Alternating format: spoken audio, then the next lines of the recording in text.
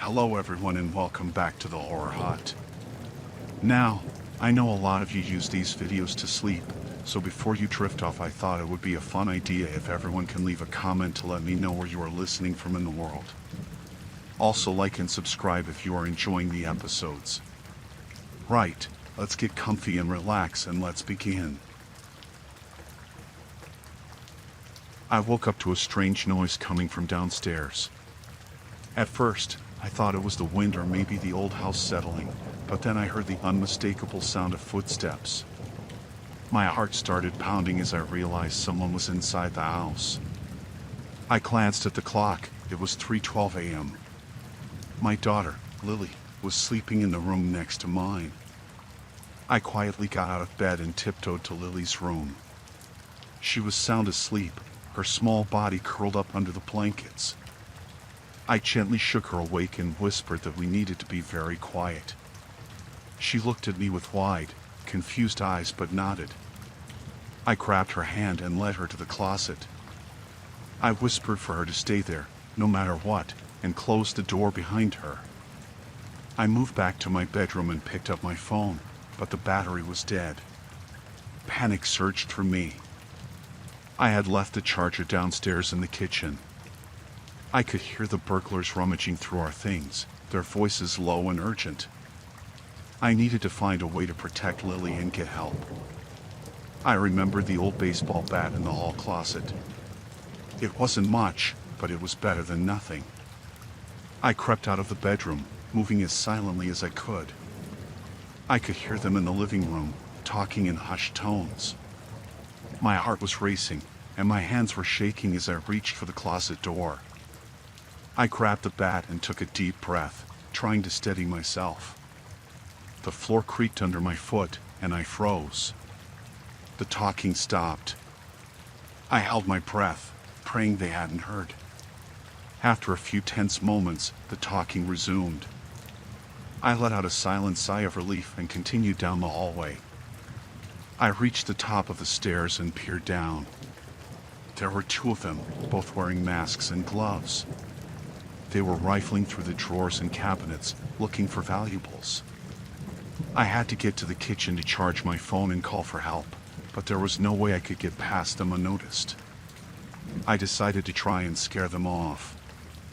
I gripped the bat tightly and shouted as loudly as I could, "Get out of my house. I've called the police." Their heads snapped up, and for a moment, they looked unsure. Then one of them started up the stairs, and I knew my bluff hadn't worked. I backed up into the hallway, my heart pounding so hard I thought it might burst. The man was getting closer. I swung the bat as he reached the top of the stairs, catching him on the shoulder. He stumbled back, cursing, but didn't fall. He lunged at me, and we struggled. I was fighting for my life and for Lily's. He wrestled the bat from my hands and threw it down the stairs. I tried to scream, but he covered my mouth with his gloved hand. The other man was coming up the stairs now, and I knew I couldn't let them find Lily. I bit down hard on his hand, and he yelped, giving me a chance to break free. I ran back to Lily's room and locked the door behind me. I could hear them pounding on the door, shouting angrily. I ran to the window and looked out. We were on the second floor, and there was a small ledge just outside. I opened the window and helped Lily climb out. I followed her, and we inched our way along the ledge to the tree next to the house. We climbed down as quickly as we could. Once we were on the ground, we ran. I didn't know where we were going, but we had to get away from the house. We ran to the neighbor's house and banged on the door. Mrs. Thompson answered, her eyes wide with surprise. I quickly explained what was happening, and she let us in. She called the police while I held Lily, trying to calm her down. It felt like hours before the police arrived, though it was probably only minutes. They searched the house, but the burglars were gone. They had taken some valuables, but I didn't care. Lily and I were safe, and that was all that mattered. The police took our statements and promised to do everything they could to catch the burglars. I was shaken, but grateful that we had gotten out safely. We stayed with Mrs. Thompson that night, and I didn't sleep at all, holding Lily close and listening for any sounds outside. The next morning, I went back to the house to see the damage. It was a mess, with drawers pulled out and things scattered everywhere. I felt violated, knowing strangers had been in our home, going through our things. But we were alive, and that was what mattered most. We stayed with friends for a while after that. I couldn't bring myself to sleep in the house again.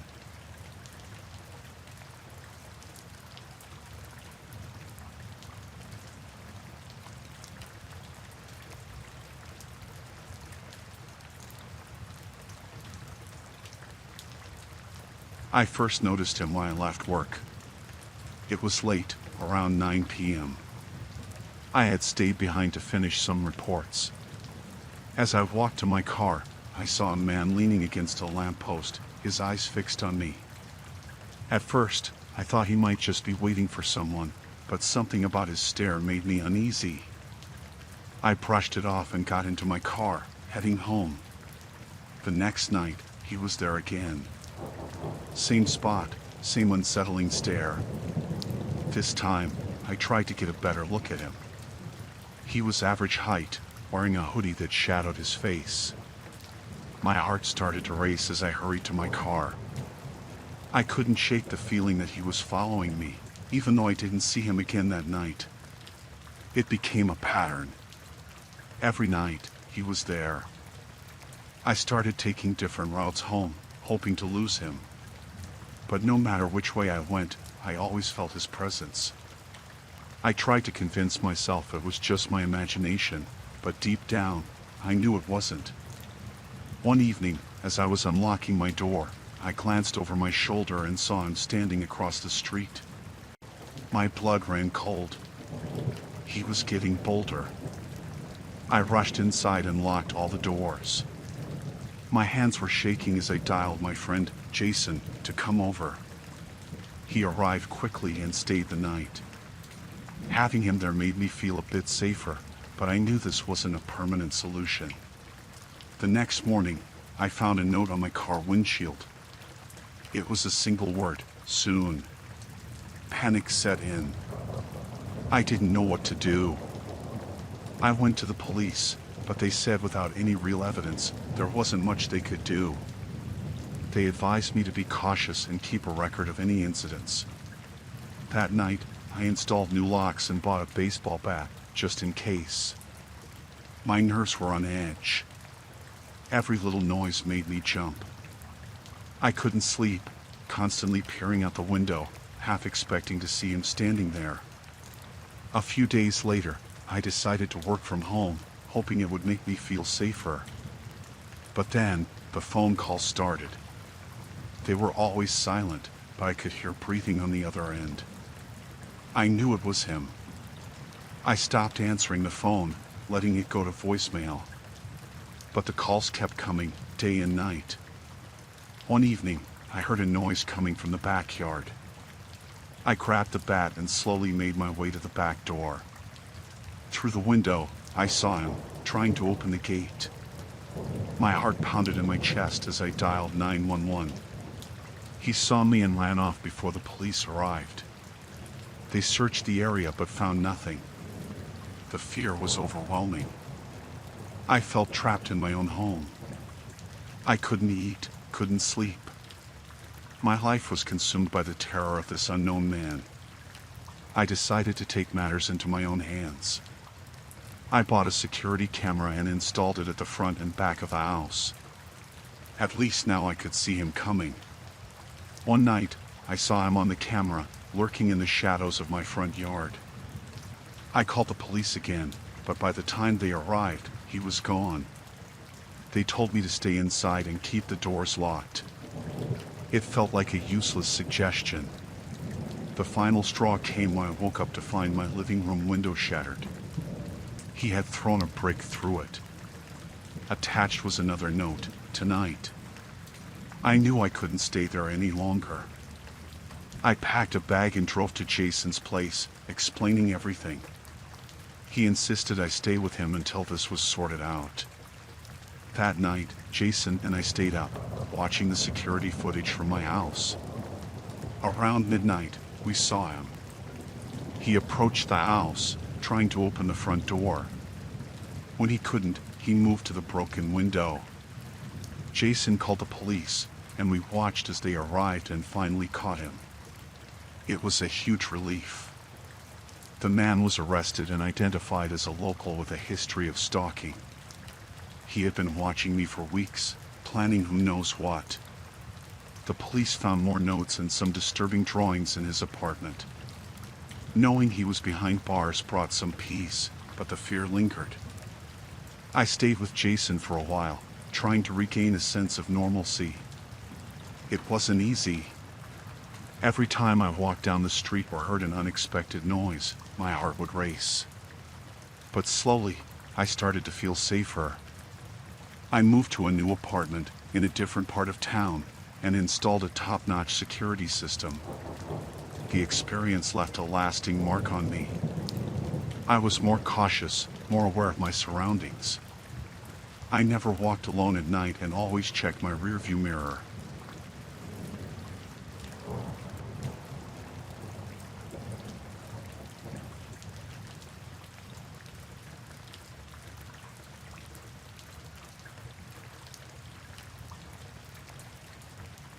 I drove up to the farmhouse, dust trailing behind me. The sun was setting, casting long shadows over the fields. I was meeting a potential buyer named Craig who had shown interest in the place. The house was old but charming, and I was hopeful this would be a quick sale. I parked my car, grabbed my briefcase, and walked towards the front door. When I knocked, the door creaked open on its own. I called out for Craig, but there was no response. I stepped inside, the wooden floorboards creaking under my feet. The air inside was musty, and it felt like no one had been there for years. I checked my phone for any messages but had no service. I decided to look around. Maybe Craig was already inside. The living room was empty, except for some old furniture covered in dust. I moved to the kitchen, calling out his name again. Still no answer. On the kitchen table, I found a note with my name on it. It said, "Hannah, come upstairs." My stomach knotted up, but I tried to stay calm. Maybe he was just shy or nervous. I went up the narrow staircase, each step echoing through the house. At the top, I found a hallway with several doors. The note didn't specify which room, so I started with the first one on the left. It was a bedroom, empty and cold. The bed looked like it hadn't been used in years. I backed out and tried the next room. It was a bathroom, equally neglected. As I moved to the third door, I heard a noise behind me. I spun around, but there was nothing there. My heart was racing now. I opened the door and found an office. Papers were scattered everywhere, and the window was open, letting in a slight breeze. I walked over to the desk and saw another note. This one said, "Basement." I hesitated. This was getting too weird. I decided to leave and call the office once I had service again. As I turned to go back downstairs, I heard the front door slam shut. Panic set in. I ran down the stairs, but when I reached the bottom, I saw a figure standing in front of the door. It was a man, and he didn't look like any buyer I'd ever met. "Who are you?" I demanded, trying to keep my voice steady. He smiled, but it didn't reach his eyes. Craig couldn't make it. "I'm here instead." I felt a chill run down my spine. "I think there's been a misunderstanding. I'll just leave now." He shook his head slowly. "I'm afraid you can't do that, Hannah." I backed up, looking for another exit. The windows were boarded up from the outside. My only chance was the back door. I made a run for it, but he was faster. He grabbed my arm and pulled me back, his grip like iron. I struggled, kicking and screaming, but he didn't let go. "Let me go!" I shouted, but he just laughed. He dragged me towards the basement door. I fought harder, but it was no use. He was too strong. He opened the door and shoved me down the stairs. I tumbled down, hitting the cold concrete floor hard. Pain shot through my body, but I forced myself to get up. The basement was dark and smelled damp. I could hear him coming down the stairs, his footsteps slow and deliberate. I looked around frantically for something to defend myself with. There was nothing but old furniture and boxes. Then I saw a metal pipe in the corner. I grabbed it and held it up, ready to swing. He reached the bottom of the stairs and paused. "There's no need for that," he said, his voice calm. "Stay back." I warned, my hands shaking. He took a step closer. I swung the pipe, but he dodged it easily. He lunged at me, and we both fell to the ground. The pipe slipped from my hands. He pinned me down, his face inches from mine. "You're not leaving here," he whispered. I felt a surge of adrenaline. I twisted my body and managed to get one hand free. I reached for the pipe and swung it at his head. It connected with a sickening thud. He fell to the side, and I scrambled to my feet. I didn't wait to see if he was unconscious. I ran up the stairs and out the back door. I sprinted through the fields, not looking back. I could hear him yelling behind me, but I didn't stop. My car was in sight, and I prayed the keys were still in my pocket. I reached the car and fumbled with the keys, my hands trembling. Finally, I got the door open and jumped in, locking it behind me. The engine roared to life, and I sped down the dirt road, not stopping until I reached the nearest town. I went straight to the police station and told them everything. They went to the farmhouse but found it empty. The man was gone, and there was no sign of him. I never found out who he was or what he wanted. The farmhouse was put up for sale again, but I couldn't bring myself to go back. The experience haunted me, and I couldn't shake the feeling that he was still out there, watching and waiting.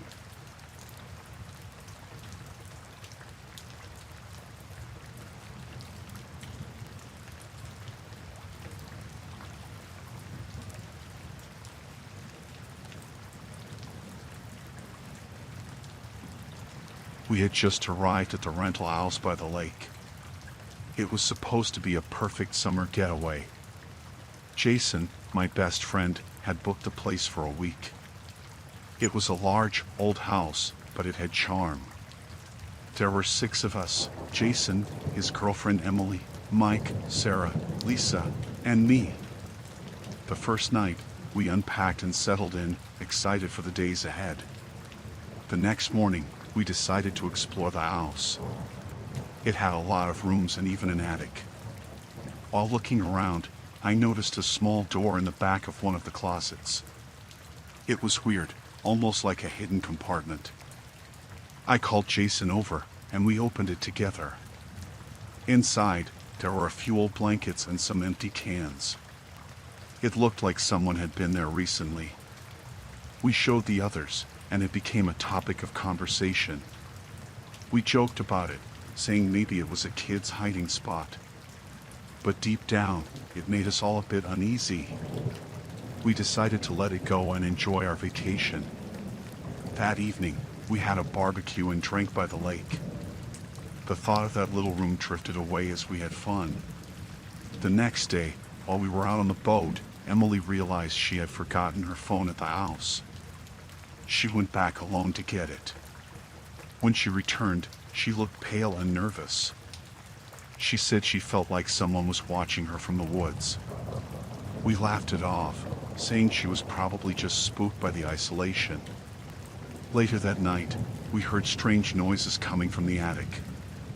It sounded like footsteps. Jason and Mike decided to check it out. They grabbed flashlights and went up. We waited downstairs, the tension building. When they came back down, they said they didn't find anything. Just some old furniture and boxes. The following day, Sarah found a broken picture frame in the living room. It wasn't there before. The photo inside was of a family, but none of us recognized them.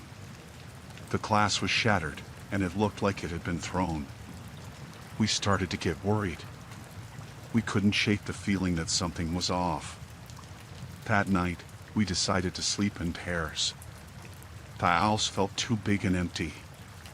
Jason and Emily took the master bedroom, Mike and Sarah stayed in the guest room, and Lisa and I took the living room couches. I woke up in the middle of the night to the sound of creaking floorboards. I sat up and saw a shadow move across the hallway. My heart raced, but I stayed silent. The next morning, I told the others what I saw.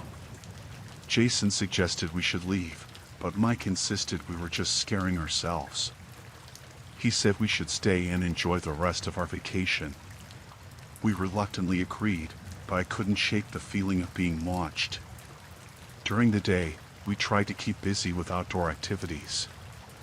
But every time we returned to the house, there were more signs. A door left open, items moved, and once, we found muddy footprints leading from the back door to the hidden room. It was clear someone was inside the house with us. One evening, we heard a loud crash from the kitchen. We ran in and found all the drawers and cabinets open, silverware scattered everywhere. Jason yelled out, demanding to know who was there. But no one answered. We called the local police, but when they arrived, they didn't find anything. They said it was probably just an animal. We knew better. By the fifth night, the atmosphere was tense. We decided to stay up in shifts, watching for any signs of the intruder. Around 3 a.m., it was my turn. I sat in the living room, eyes heavy with sleep, when I heard a faint whisper. I turned towards the sound and saw a figure standing in the hallway, just staring at me. I froze, unable to move or speak. The figure stepped forward into the light. It was a man, disheveled and dirty. He looked like he had been living in the woods for a long time. He smiled, but it wasn't friendly. I managed to shout, and the others woke up and came running. The man bolted, disappearing into the night. We packed our things and left immediately. None of us wanted to stay another minute in that house. On the drive back, we were silent, each lost in our thoughts. We reported the incident to the rental agency and the police again, but we never found out who the man was or why he had been living there. That vacation left us all shaken. We realized how vulnerable we were, how quickly a fun getaway could turn into a nightmare. It took a long time for any of us to feel safe again, and we never rented a remote house after that.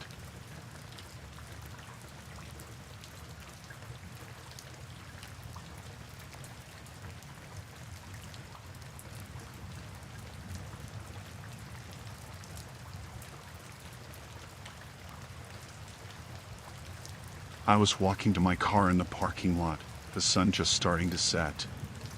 It had been a long day, and I was ready to go home. As I approached my car, I fumbled in my bag for my keys. I heard footsteps behind me, but didn't think much of it at first. Suddenly, someone grabbed me from behind. I struggled, but they were strong. A hand covered my mouth, and I felt myself being dragged backward. Panic set in. I kicked and tried to scream, but the hand muffled any sound. My heart pounded in my chest. I was shoved into the back of a van. The door slammed shut, and the engine roared to life. I couldn't see who had taken me. My hands were tied, and I felt tape being wrapped around my mouth. I tried to scream again, but it was useless. The van drove for what felt like hours. I couldn't see where we were going. My mind raced, thinking of all the terrible things that could happen. I knew I had to stay calm and think of a way to escape. Finally, the van stopped. The door opened, and I was roughly pulled out. We were in the middle of nowhere, surrounded by trees. The man who had taken me wore a mask, his eyes cold and calculating. He dragged me into a small cabin. Inside, the cabin was dark and smelled damp. He tied me to a chair and removed the tape from my mouth. I wanted to beg for my life, but my voice wouldn't come out. He just stared at me, not saying a word. I knew I had to do something. I looked around the room, searching for anything that could help me. There was a small window, but it was too high to reach. The man left the room, and I heard a lock click behind him. I struggled against the ropes, but they were tight. My wrists burned from the effort. I couldn't give up. I had to find a way out. I took deep breaths, trying to stay calm and focused. After what felt like hours, the man returned. He had a knife in his hand. He walked toward me, and I felt pure terror. He spoke for the first time, telling me that no one was coming to save me. I realized I had to act fast. I begged him to let me go, trying to sound as convincing as possible. I told him that my family would pay any ransom he wanted. He laughed and shook his head, saying it wasn't about money. While he was distracted, I managed to loosen the ropes around my wrists just a little. He turned his back to me for a moment, and I saw my chance. I yanked my hands free and grabbed a heavy lamp from a nearby table. I hit him as hard as I could. He stumbled, and the knife clattered to the floor. I grabbed it and pointed it at him, my hand shaking. He lunged at me, but I managed to slash his arm. He screamed in pain. I ran for the door, fumbling with the lock. I could hear him behind me, cursing and yelling. I threw the door open and sprinted into the woods. My heart pounded, and I didn't look back. Branches scratched my face and arms as I ran. I didn't know where I was going, but I had to get away. I could hear him crashing through the underbrush behind me. I kept running, adrenaline pushing me forward. Finally, I saw lights in the distance. It was a road. I ran toward it, waving my arms and shouting for help. A car stopped, and a woman got out, asking what had happened. I told her everything in a rush, and she called the police. The police arrived quickly and went into the woods to find him. They told me I was lucky to be alive.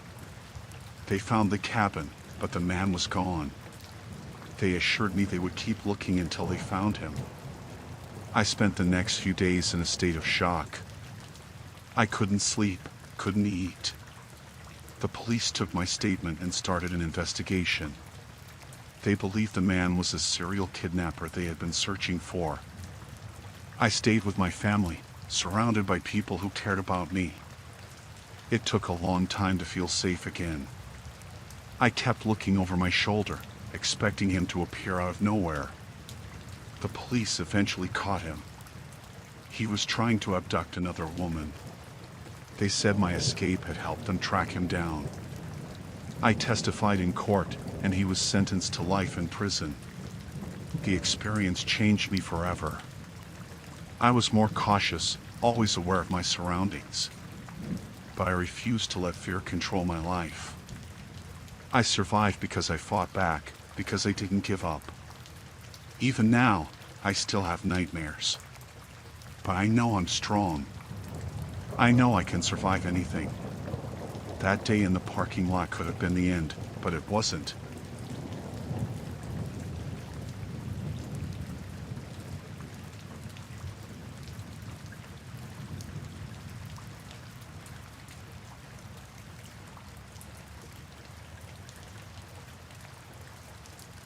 When I rented the apartment for the summer, I was looking forward to a break from my routine. The place was small but cozy, just right for a few months of peace. The first few weeks were perfect. I spent my days exploring the city and my nights relaxing with a book or a movie. One evening, I noticed something odd. My TV had a slight reflection, and I saw a tiny, blinking red light behind me. I turned around, but there was nothing there. I brushed it off as a trick of the light. The next day, I saw the light again, this time from the corner of my living room. I got up and searched around, moving furniture and looking behind shelves. Nothing. I started to feel uneasy. I decided to do a thorough check of the apartment. I moved the couch, lifted the carpets, and examined every corner. In the bedroom, I noticed a small hole in the wall, just above the wardrobe. I climbed up and peered inside. There was a small camera, hidden away, its lens staring right at me. My heart pounded in my chest. I pulled the camera out and followed the wire. It led to a tiny hole behind a bookshelf, drilled through the wall. I realized there could be more cameras. I checked the bathroom next. Sure enough, there was another one, hidden behind the vent. Panic set in. Someone had been watching me. I didn't know for how long or who it was. I needed to find out. I took the cameras and went to the building manager. He seemed surprised, but I could tell he knew something. He stammered and said he would look into it. That night, I couldn't sleep. Every sound made me jump. I kept thinking about who could be watching and why. The next morning, I decided to take matters into my own hands. I went to the local electronics store and bought a bug detector. I spent hours sweeping the apartment. I found 3 more cameras, all well hidden. I felt violated and exposed. I needed to find out who was doing this. I started to watch the building manager closely. He seemed nervous whenever he saw me. I noticed he had a routine. He always left the building at the same time every day. One afternoon, I followed him. He walked to a nearby cafe and met with a man I had never seen before. They talked for a while, and then the man handed him an envelope. My stomach churned. I was getting closer, but I needed proof. I went back to the building and decided to search the manager's office.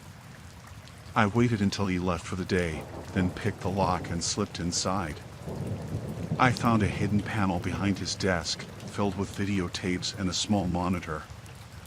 My stomach twisted as I saw tapes labeled with my apartment number and dates going back months. I took the tapes and left quickly. Back in my apartment, I watched a few. The footage was of me, in every room, doing everything. Someone had been watching my every move. I called the police and reported what I had found. They came quickly and took the evidence. That night, I still couldn't sleep.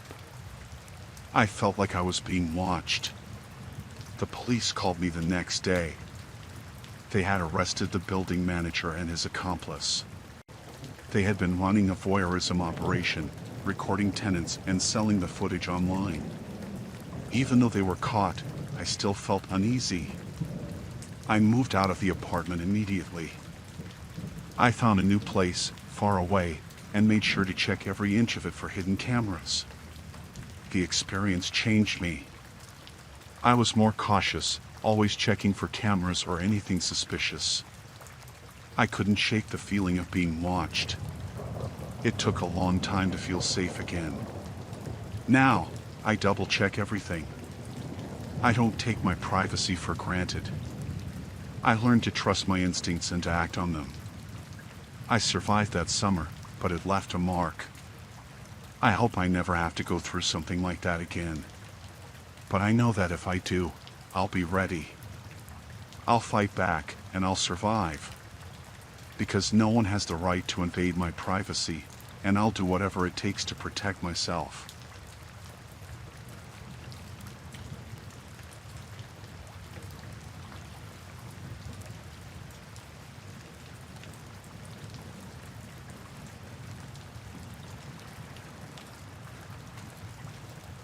I took a day off work to run some errands and decided to stop by the bank to sort out some bills. The sun was shining, and everything seemed normal as I walked into the bank. There were a few people ahead of me in line, and I remember thinking how slow the line was moving. While I was waiting, I noticed a man near the entrance, acting strange. He kept looking around, almost like he was nervous. My gut told me something was off, but I didn't think much of it. I just wanted to finish my business and get out of there. Suddenly, the doors burst open, and 3 men with masks and guns stormed in. Everyone started screaming and hitting the floor. My heart felt like it was going to explode. One of the robbers fired a shot into the ceiling, and the noise was deafening. "Everyone down," one of them shouted. We all dropped to the floor, trembling. The robbers quickly took control, moving around the room and yelling orders. I couldn't believe this was happening. My mind raced, trying to make sense of the chaos. One of the robbers grabbed the bank manager and forced him to open the vault. Another kept an eye on us, waving his gun around and looking jumpy. I lay there, face down on the cold floor, trying to stay calm. I could hear the robbers shouting at each other, arguing about how much time they had. They sounded scared, which made them even more dangerous. The leader seemed more composed, but he was ruthless, barking orders and threatening anyone who moved. I tried to keep my breathing steady, but it was hard. Every little sound made me jump. I glanced around and saw a woman a few feet away, clutching her child. The kid was crying softly, and I felt a pang of fear for them. One of the robbers, the nervous one, started pacing near us. He kept muttering to himself, and I could see his hand shaking. I knew if he panicked, things could get a lot worse. I needed to stay calm and not draw attention to myself. I noticed the bank manager was stalling, trying to buy time. He was opening the vault slowly, talking to the robbers, trying to keep them calm. I realized he was doing his best to protect us. It gave me a little hope, but I knew we were still in serious danger. Then, the nervous robber grabbed a woman from the floor and dragged her up. He pointed his gun at her head and yelled at the manager to hurry up. The woman screamed, and everyone else started to cry harder. My heart sank. I felt helpless. I had to do something. I looked around for anything that could help. Near the counter, I saw a phone. If I could reach it, maybe I could call for help. I knew it was risky, but I had to try. I slowly started to inch my way toward the phone, staying as low as possible. The leader noticed me moving and shouted at me to stop. I froze, my heart pounding in my chest. He walked over, gun pointed at me, and demanded to know what I was doing. I lied and said I was just trying to find a more comfortable position. He sneered but seemed to believe me. He told me to stay put and went back to the vault. I was shaken, but I knew I had to try again. I waited for a distraction, anything that would give me another chance. The manager finally got the vault open, and the robbers started loading bags with money. They were so focused on the cash, they didn't notice me inching closer to the phone again. I reached it and quickly dialed 911, whispering for help. I barely finished the call when the nervous robber noticed me. He ran over, furious, and grabbed me by the arm. I thought he was going to shoot me. The leader yelled at him to stay focused, reminding him they didn't have much time. The tension was unbearable. The robbers were arguing more, getting anxious. I prayed the police would come soon. I tried to keep calm, telling myself to stay strong, for everyone's sake. Finally, I heard sirens in the distance. The robbers did too, and they panicked. They grabbed the money and started shouting at each other, trying to decide what to do. The leader told them to take us as hostages. The police arrived and surrounded the building. I could hear them shouting through megaphones, trying to negotiate. The robbers were losing control, and it felt like everything was falling apart. One of the robbers grabbed me and another hostage, dragging us to the front of the bank. They used us as shields, screaming at the police to back off.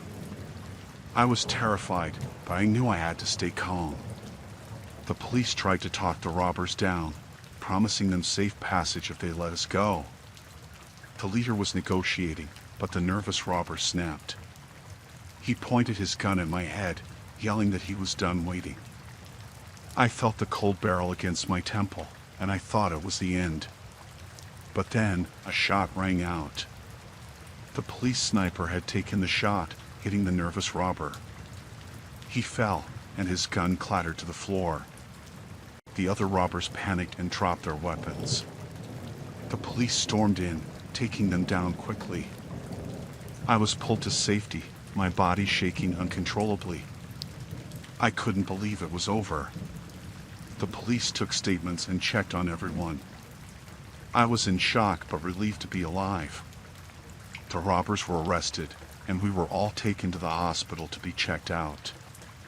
I still have nightmares about that day. The fear, the feeling of helplessness. But I'm grateful to be alive, and I know how lucky I am.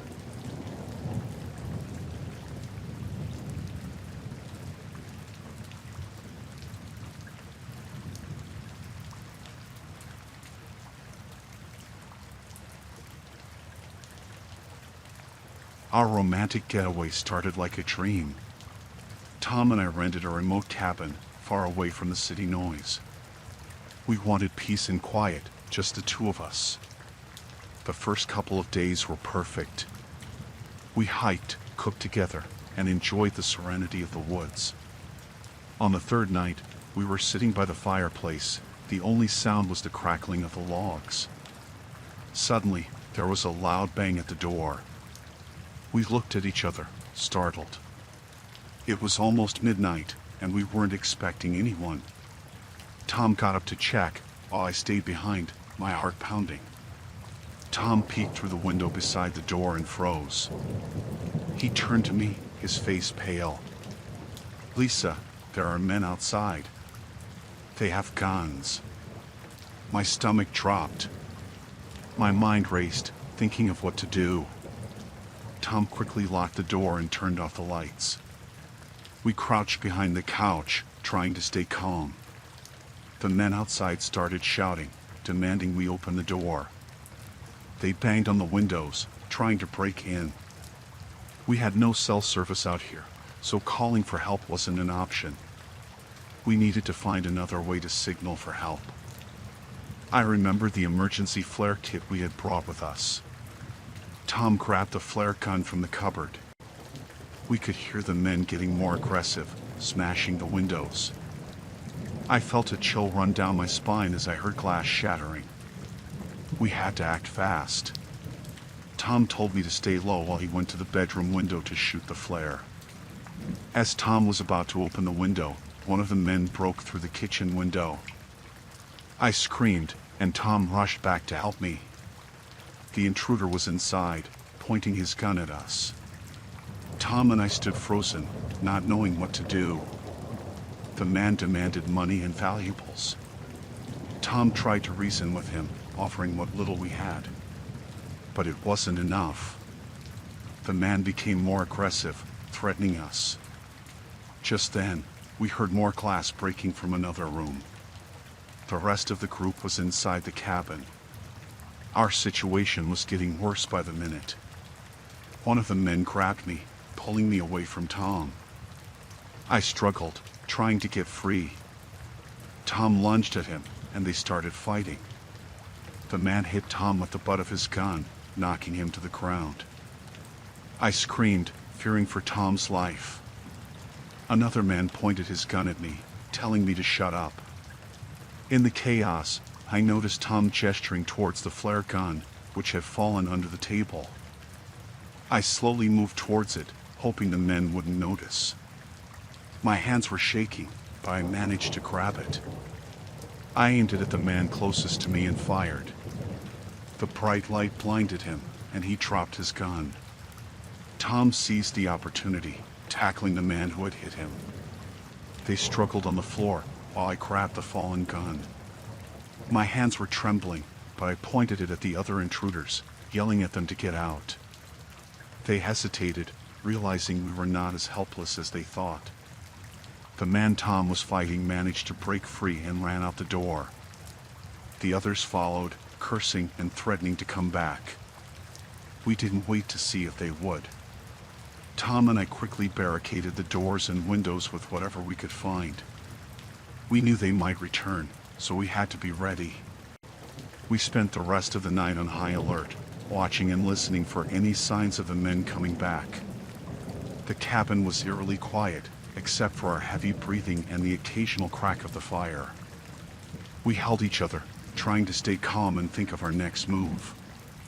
At dawn, we decided it was too dangerous to stay any longer. We packed our essentials and prepared to leave. We knew the way back to the main road was long and treacherous, but it was our only option. As we stepped outside, the morning sun cast long shadows, making everything look surreal. We moved quickly but cautiously through the woods, constantly looking over our shoulders. Every snap of a twig or rustle of leaves made my heart race. Tom held my hand tightly, assuring me we would make it out of this nightmare. We just needed to keep moving. Hours passed, and we finally reached the main road. We were exhausted but relieved to see a car approaching. We flagged it down, and the driver, seeing our desperate state, agreed to help us. We told him everything, and he drove us to the nearest town. At the local police station, we recounted our ordeal. The officers took our statements and assured us they would search for the men. They also sent a team to the cabin to investigate. We were still in shock, but knowing the police were involved brought some comfort. The officers arranged for us to stay in a nearby hotel until we could return home safely. That night, we barely slept, haunted by the memories of the attack. The reality of what happened was sinking in, and it was hard to process. We were grateful to be alive, but the fear lingered. The next morning, we received news that the police had found evidence of the intruders at the cabin but hadn't caught them yet. We were advised to leave the area and stay somewhere safe. Tom and I packed our bags, ready to put as much distance as possible between us and the nightmare. On the drive back home, we barely spoke. The experience had shaken us deeply, and we knew it would take time to heal. We decided to seek counseling to help us cope with the trauma. We needed to support each other and rebuild our sense of security. As the weeks went by, we slowly started to feel more like ourselves. The nightmares became less frequent, and we found comfort in our routines. We stayed in close contact with the police, who eventually caught the intruders. Knowing they were behind bars helped us sleep a little easier. Our romantic getaway had turned into a terrifying ordeal, but we survived. The experience brought us closer, making us realize how much we meant to each other.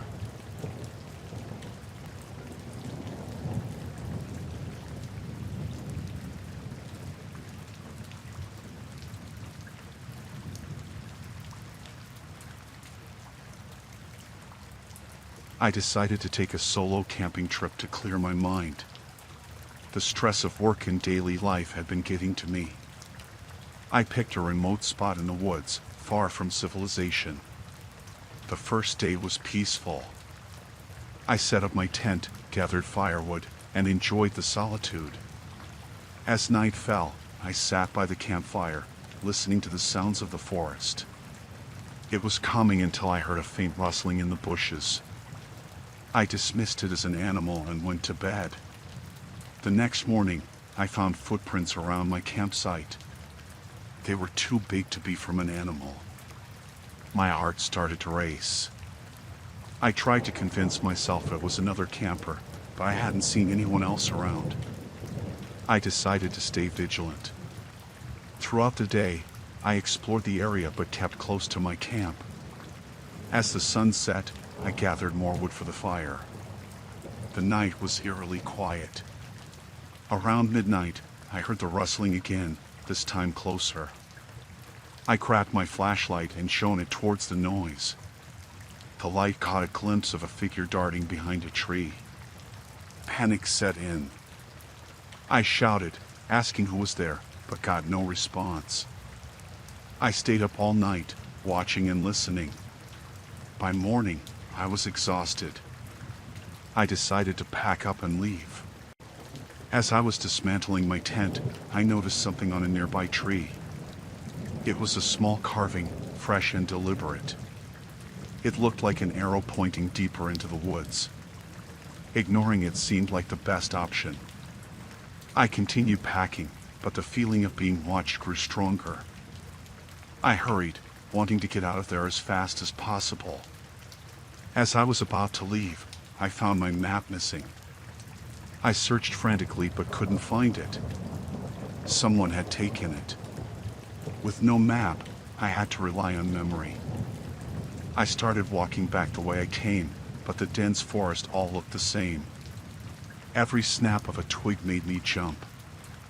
I felt like I was being herded in a specific direction. Then I heard footsteps behind me.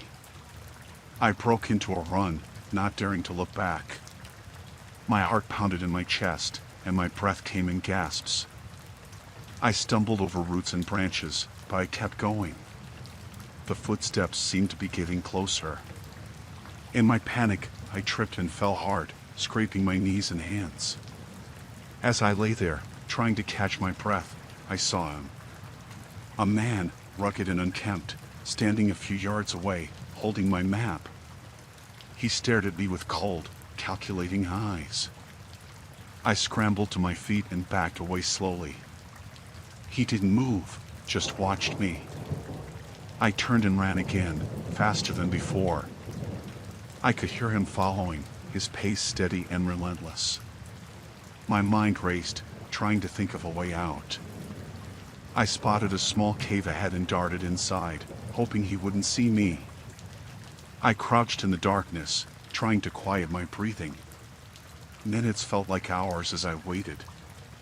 I heard him walk past the cave, his footsteps fading into the distance. I stayed hidden for a long time, afraid to move. When I finally emerged, the sun was setting. I needed to find my way back before nightfall. I walked cautiously, every sound putting me on edge. I felt like I was being watched again. As darkness fell, I stumbled upon an old, abandoned cabin. It looked like it hadn't been used in years, but it was shelter. I decided to hide there for the night. Inside, the cabin was musty and filled with cobwebs. I barricaded the door with an old table and sat in a corner, clutching a broken piece of wood as a weapon. The silence was oppressive. I tried to stay awake, but exhaustion took over. I woke to the sound of the door creaking open. My heart leaped into my throat as I saw the man standing in the doorway, his silhouette framed by the moonlight. He stepped inside slowly, savoring the fear in my eyes. I backed away, but there was nowhere to go. He spoke in a low, gravelly voice, saying he had been watching me since I arrived. He enjoyed the hunt. My mind raced, trying to think of a way out. I noticed a small window behind me.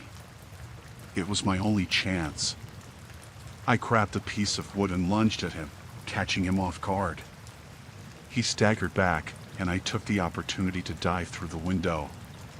Glass shattered around me as I hit the ground hard. I didn't look back. I ran with everything I had, my lungs burning, my legs feeling like lead. I could hear him cursing behind me. The forest seemed endless, but I pushed on, driven by sheer terror. I stumbled upon a stream and followed it, hoping it would lead me to safety. As dawn broke, I finally saw signs of civilization. A dirt road appeared ahead, and I ran towards it. I flagged down the first car I saw, a kind elderly couple who immediately took me to the nearest police station. I was shaken and exhausted, but I was safe. The police took my statement and assured me they would search the area. Days later, I found out they hadn't found the man. The thought that he was still out there haunted me. I couldn't shake the feeling of being watched, even in the safety of my own home. The solo camping trip that was supposed to bring peace had turned into a nightmare. I never went camping alone again. The fear stayed with me, a constant reminder of how close I came to losing everything.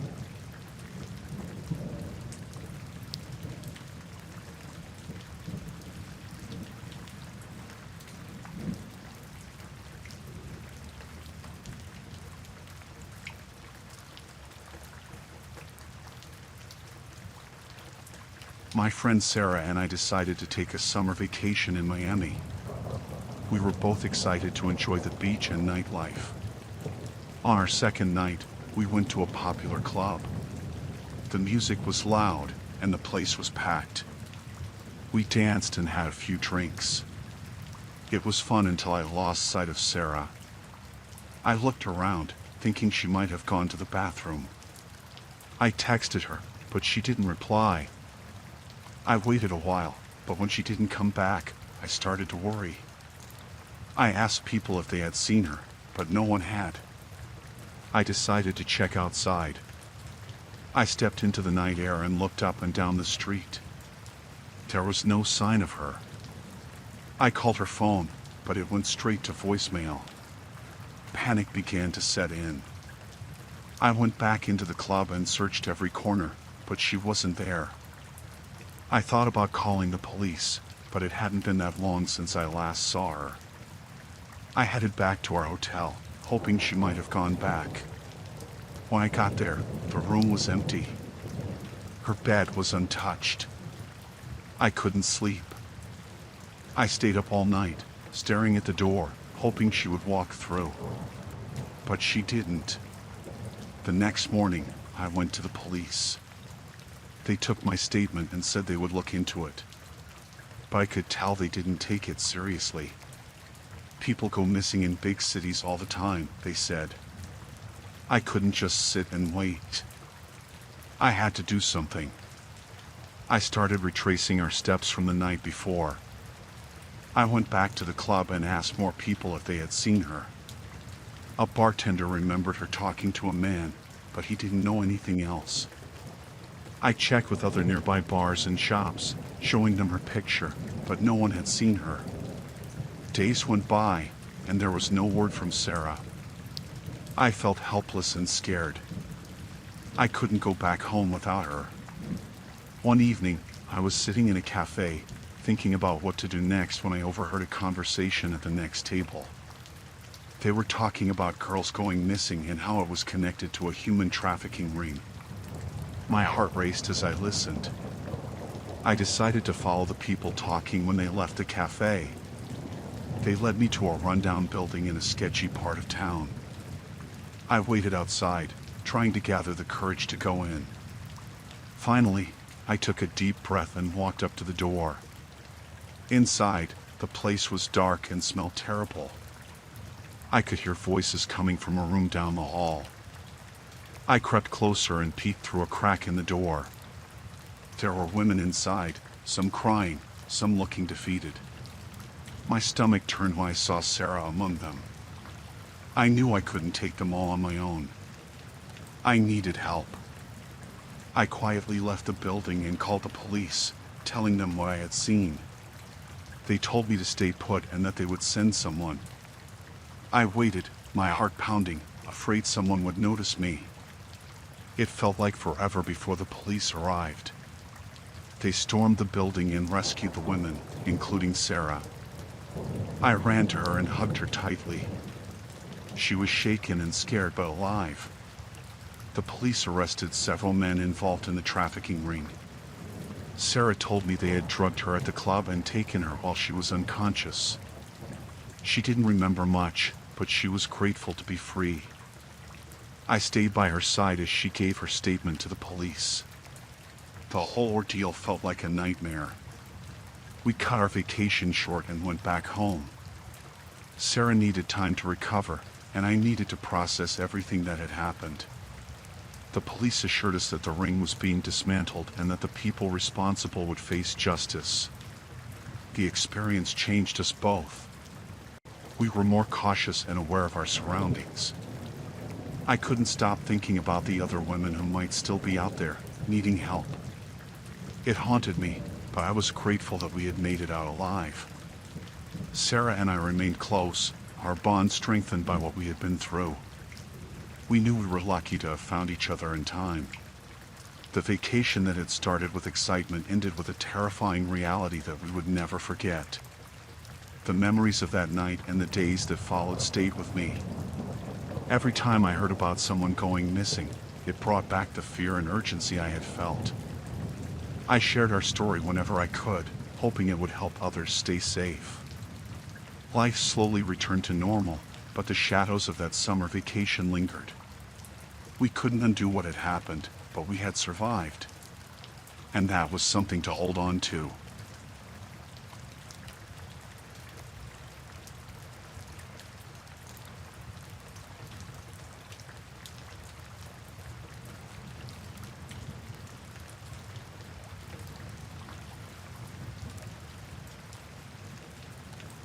I had just moved into a new neighborhood for the summer. The house was nice, the area quiet, and I was looking forward to a relaxing break. My new neighbor, Mr. Turner, lived next door. I didn't think much of him at first. He was a bit reserved, but that didn't seem unusual.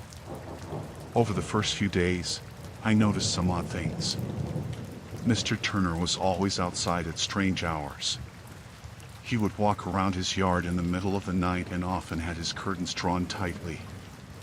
I didn't think much of it until I saw him carrying a large duffel bag into his garage one evening. I tried to shrug it off, but my curiosity got the better of me. The garage was mostly hidden from view by tall bushes, so I couldn't see what was inside. I figured I'd keep an eye on things, just in case. The more I watched, the more peculiar his behavior became. He had a tendency to hover around the garage, often peeking out and looking around as if he was checking to see if anyone was watching. One morning, while taking out my trash, I noticed Mr. Turner's garage door slightly ajar. I saw a glimpse of something metallic inside. I couldn't resist, so I walked closer, pretending to be busy with my trash. I caught sight of a few handguns and what looked like ammunition boxes. I was immediately on edge. I knew some people kept weapons, but this felt different. I went inside, trying to think logically. My gut was telling me something was wrong. I decided to do a bit more digging. Over the next few days, I watched Mr. Turner's routine carefully, noting the times he left the house and when he came back. One afternoon, when he was away, I found a way to get into his garage. I couldn't believe what I saw. There were several crates of weapons and large bundles of what appeared to be maps and documents. I quickly took a few pictures with my phone before I left. As soon as I got back to my house, I went through the photos. The documents had detailed maps and what looked like plans for some sort of operation. It was unsettling. I could see lines marked on the maps and notes that mentioned various places in town. I had no idea what it meant, but it looked sinister. I knew I had to do something, but I wasn't sure where to start. I was scared but understood that if this was as serious as it seemed, people could be in danger. I decided to call the police, but I didn't want to sound paranoid. I kept it vague, saying I was concerned about unusual behavior from my neighbor. The police came by, but Mr. Turner was on his best behavior. They didn't find anything out of place and left. I felt helpless. It seemed like I needed more evidence.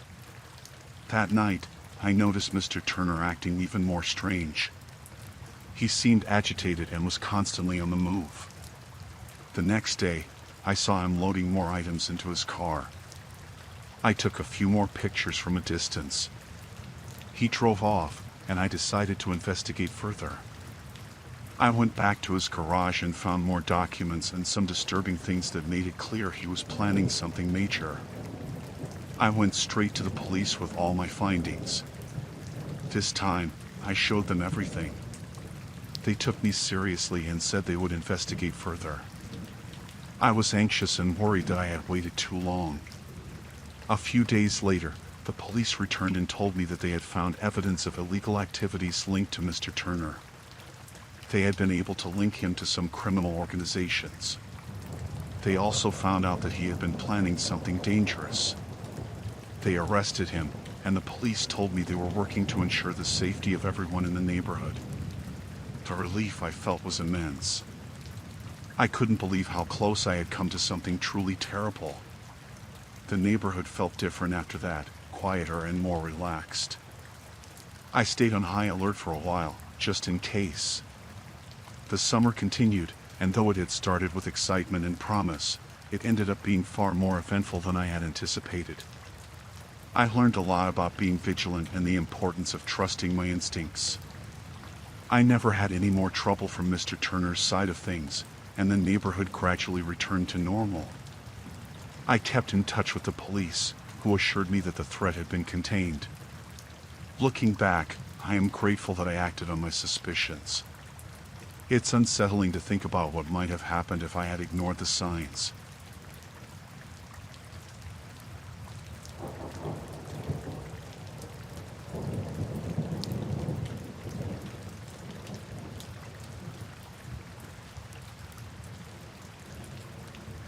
I had just finished a long day at the beach with friends and decided to catch a ride back to my hotel.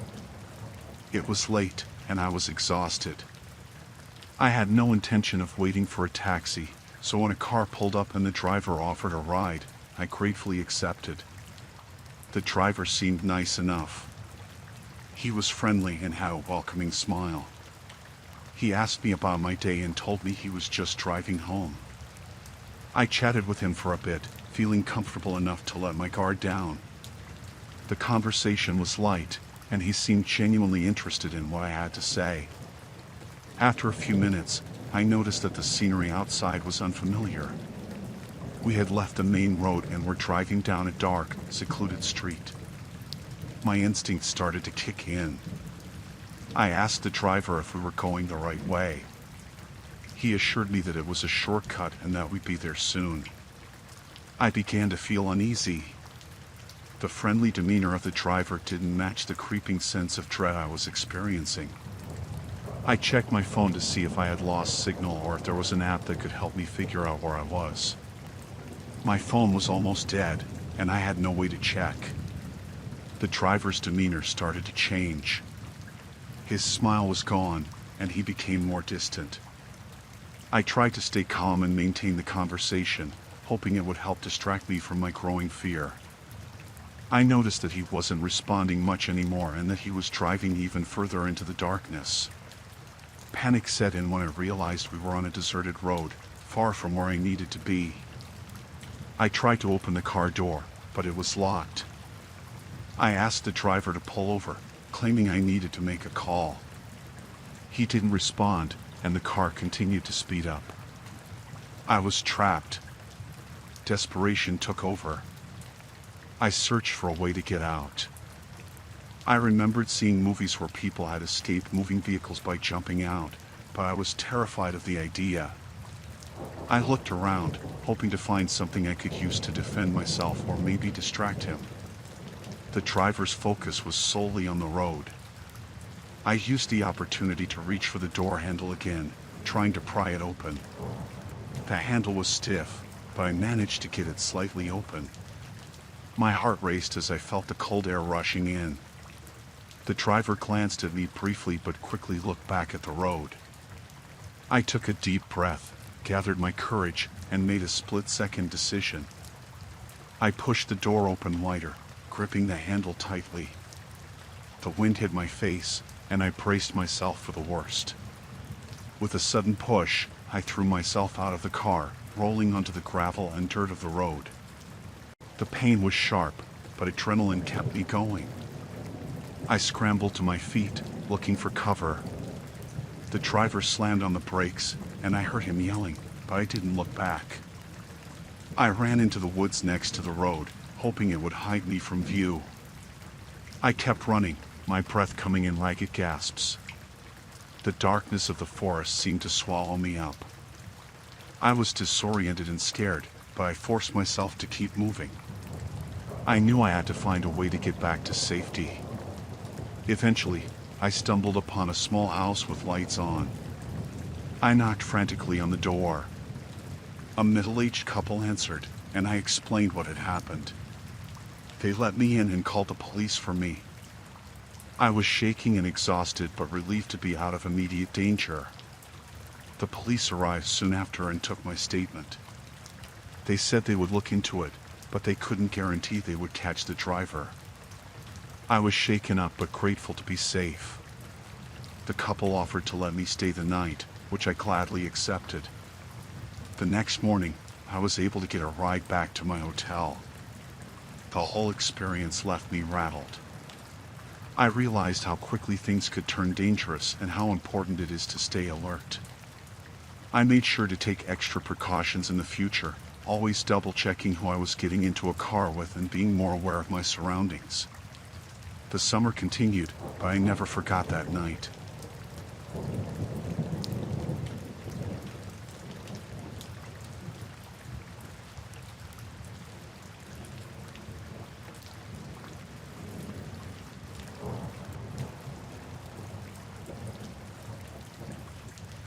It all started when I decided to run away from home.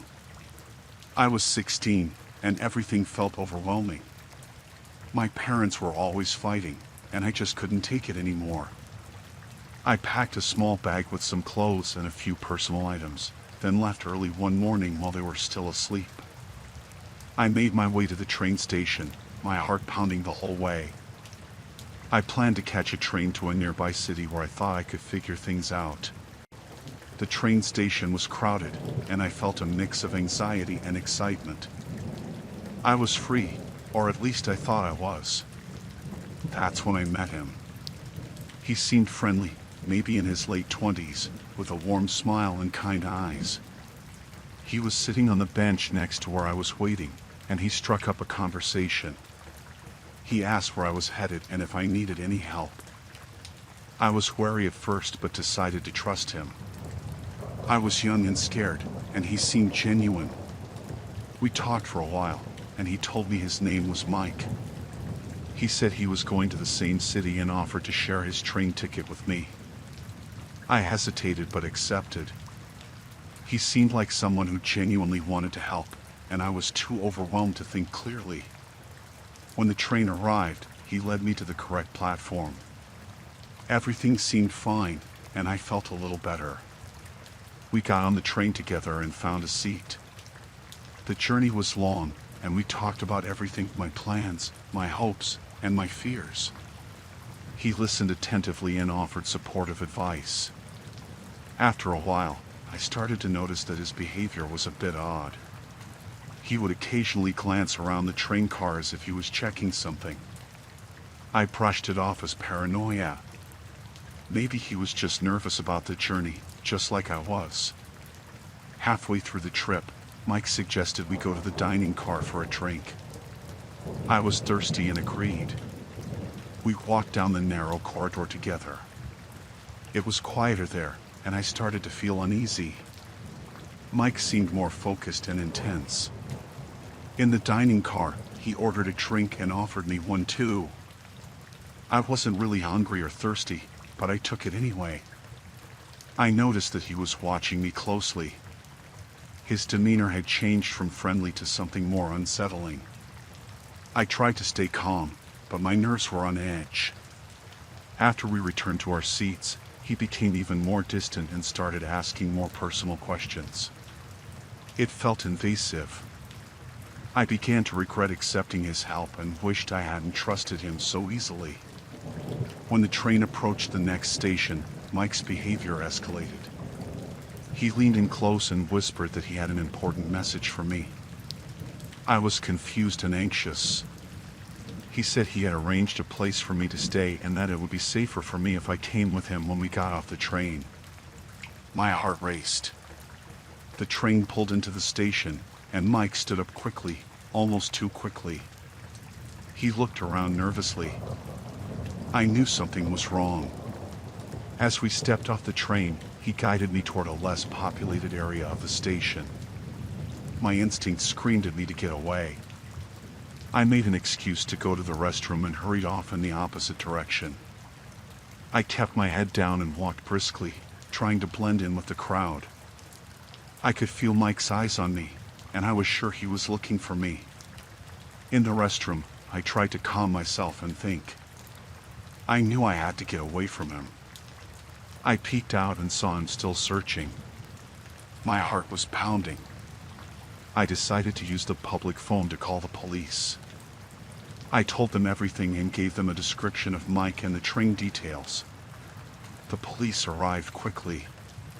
They searched the station and found Mike still looking for me. They spoke with him and then came to check on me. They said they would take care of him and ensure I was safe. I was shaken and exhausted, but relieved. They gave me a ride to a safe location and helped me contact my parents. It was hard to explain everything to them, but they were just grateful I was safe. That day was a harsh lesson in trust and caution. I learned that not everyone who offers help has good intentions. It took time to recover from the fear and anxiety, but I was grateful for the police and for the chance to go home safely.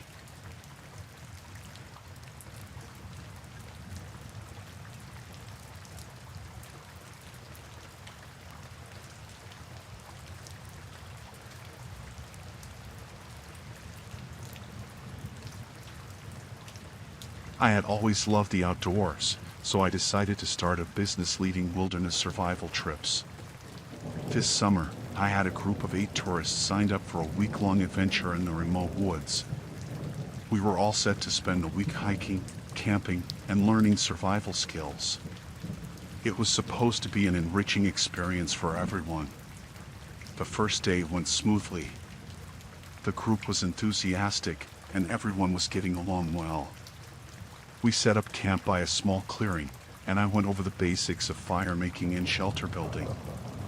Everyone seemed to be enjoying themselves, and I felt a sense of satisfaction seeing them excited to learn. On the second day, one of the tourists caught my attention. His name was Mark. He was very quiet and kept to himself. I noticed he seemed more interested in observing us than participating. At first, I thought he was just shy, but his behavior started to unsettle me as the days went by. Mark began to show up at odd times. He would disappear into the woods alone and return with strange items he wouldn't explain. When asked about it, he would brush off the questions with vague answers. His eyes had a coldness to them that I couldn't ignore. I started to worry, but I didn't want to alarm the other tourists. On the 4th day, things took a darker turn. While we were practicing tracking and foraging, Mark disappeared for a long period. When he finally returned, he looked disheveled and had blood on his clothes. I asked him if he was okay, and he claimed it was from a small animal he accidentally injured. I wasn't convinced, but I let it go, thinking it was just my paranoia. That night, while everyone was sleeping, I heard noises outside the tent. I unzipped it quietly and peeked out. I saw Mark walking around the perimeter of the camp with a flashlight, scanning the area in a methodical way. He wasn't looking for something, he was searching for something specific. The next morning, I confronted him about his behavior. He laughed it off and said he was just checking for wild animals. I wanted to believe him, but I couldn't shake the feeling that something was very wrong. We continued with the trip, but the tension was palpable. Mark's behavior became increasingly erratic. He would stare at the others with an intensity that made everyone uncomfortable. I could sense that the group was starting to pick up on the unease, and I needed to keep everyone calm and focused. By the 6th day, we decided to go for a longer hike, hoping it would distract us from the growing discomfort. Mark was supposed to stay at camp, but he insisted on coming along. I hesitated but allowed him to join us, worried that confronting him might escalate things. During the hike, we stopped for lunch by a stream. Mark wandered off again, and I was growing increasingly concerned. I gathered everyone to make sure we stayed together and safe. As we ate, I noticed that Mark had a strange bulge under his jacket. When he went to the bathroom, I saw him placing something in his backpack, something metallic. After lunch, I decided to follow Mark discreetly. I trailed him through the woods, keeping out of sight. He eventually stopped at a secluded spot and took out what looked like a hunting knife and a rope. My heart sank as I realized he was preparing something sinister. It was becoming clear that he wasn't just a strange tourist, he was a threat. I knew I had to act quickly. I returned to the group and tried to keep my composure. I told them that we needed to head back to camp immediately and packed up our things as fast as possible. I didn't want to panic anyone, but I made sure to keep Mark in sight. When we got back to camp, I told everyone we were going to pack up and leave early due to unexpected changes in weather conditions. I started gathering our gear, trying to appear as calm as possible. Mark watched with a strange interest but said nothing. As we were packing, I noticed Mark trying to sneak away with his backpack. I confronted him and asked him where he was going. He claimed he was just going to get some fresh air, but his eyes betrayed his intentions. I decided to call for help, but our cell service was spotty. I used a satellite phone to contact local authorities and explain the situation. They advised me to keep Mark in sight and to stay with the group until help arrived. With a growing sense of dread, I kept everyone together and made sure we stayed in a safe area. Mark became increasingly agitated as the hours passed. He started making erratic movements and talking to himself. I could tell he was losing control.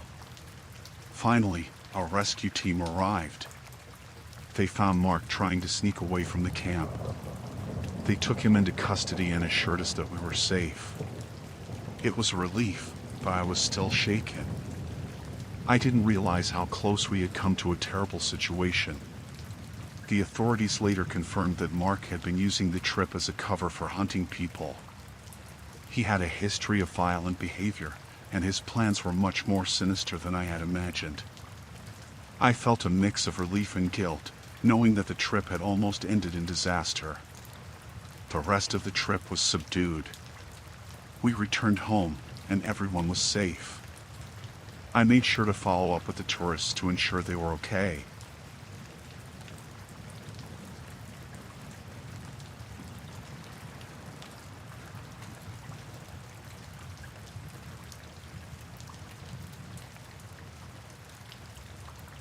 I was driving home from a weekend getaway, feeling relaxed after spending a few days out of town. It was late afternoon, and the sun was beginning to set, casting long shadows over the highway. The road was empty, and I was looking forward to getting home and unwinding. As I was driving, I noticed a car pulled over on the side of the road with its hazard lights flashing. A man was standing next to it, looking around anxiously. He was waving his arms and seemed desperate for help. I was in a good mood and decided to stop and see if he needed assistance. When I pulled over, the man approached my truck. He looked relieved to see me and started explaining that his car had broken down and that he had no cell service to call for help. His story seemed plausible, and I offered to call a tow truck for him. He thanked me and said he would really appreciate it if I could just give him a ride to the nearest service station. He said it was only a few miles up the road and that he would arrange for a tow from there. I agreed, and he got into my truck. He seemed nervous but friendly enough. As we drove, the man started asking me about my plans and what I was doing out there. I answered his questions, but his behavior seemed increasingly odd. He would glance nervously out the window and seemed uncomfortable. I tried to stay positive and make small talk, but it was clear he was preoccupied. We were about halfway to the service station when he suddenly asked me to pull over. He said he had forgotten something in his car and needed to grab it quickly. I was confused but stopped the truck. He got out and went back to his broken-down car. I watched him through the rearview mirror. As I waited, I noticed more movement around his car. At first, I thought it was just the wind or shadows playing tricks, but then I saw other people approaching from the trees. They were dressed in dark clothing and seemed to be carrying something. My heart started racing as I realized the situation might not be as it seemed. The man returned to my truck, but now he had a different look on his face. He was no longer anxious, but rather had a cold, calculating look. I started to get a bad feeling, and when he got back in the truck, he told me to keep driving. His tone had changed, and it was clear he was no longer interested in a friendly conversation. Before I could react, the people from the trees started moving towards my truck. I could see they were carrying crowbars and other tools. Panic set in, and I realized I was in serious trouble. The man next to me quickly turned to face me, pulling out a knife. He demanded I hand over my keys and wallet. I tried to stay calm and think quickly. I knew I had to act fast. I pretended to comply, handing over my keys and wallet while my mind raced to find an escape plan. The thieves were closing in, and I could see their determined expressions. Just as one of them reached the truck, I made a split-second decision. I grabbed the gear shift and slammed it into reverse. The truck lurched backward, and the thief stumbled out of the way. I could hear shouting and yelling as the others scrambled to react. I managed to reverse the truck back onto the road and then sped off, my heart pounding in my chest. I glanced in the mirror and saw the thieves running after me, but they quickly gave up as I drove away. I didn't stop until I reached the nearest police station, where I reported the attempted robbery. The police took my statement and sent officers to the scene. They found the abandoned car and some of the thieves' belongings, but didn't manage to catch them. I was shaken but relieved to be safe. The experience left me wary and more cautious about stopping to help strangers in the future. It was a tough lesson learned, but I was grateful for my quick thinking and the fact that I managed to escape unharmed.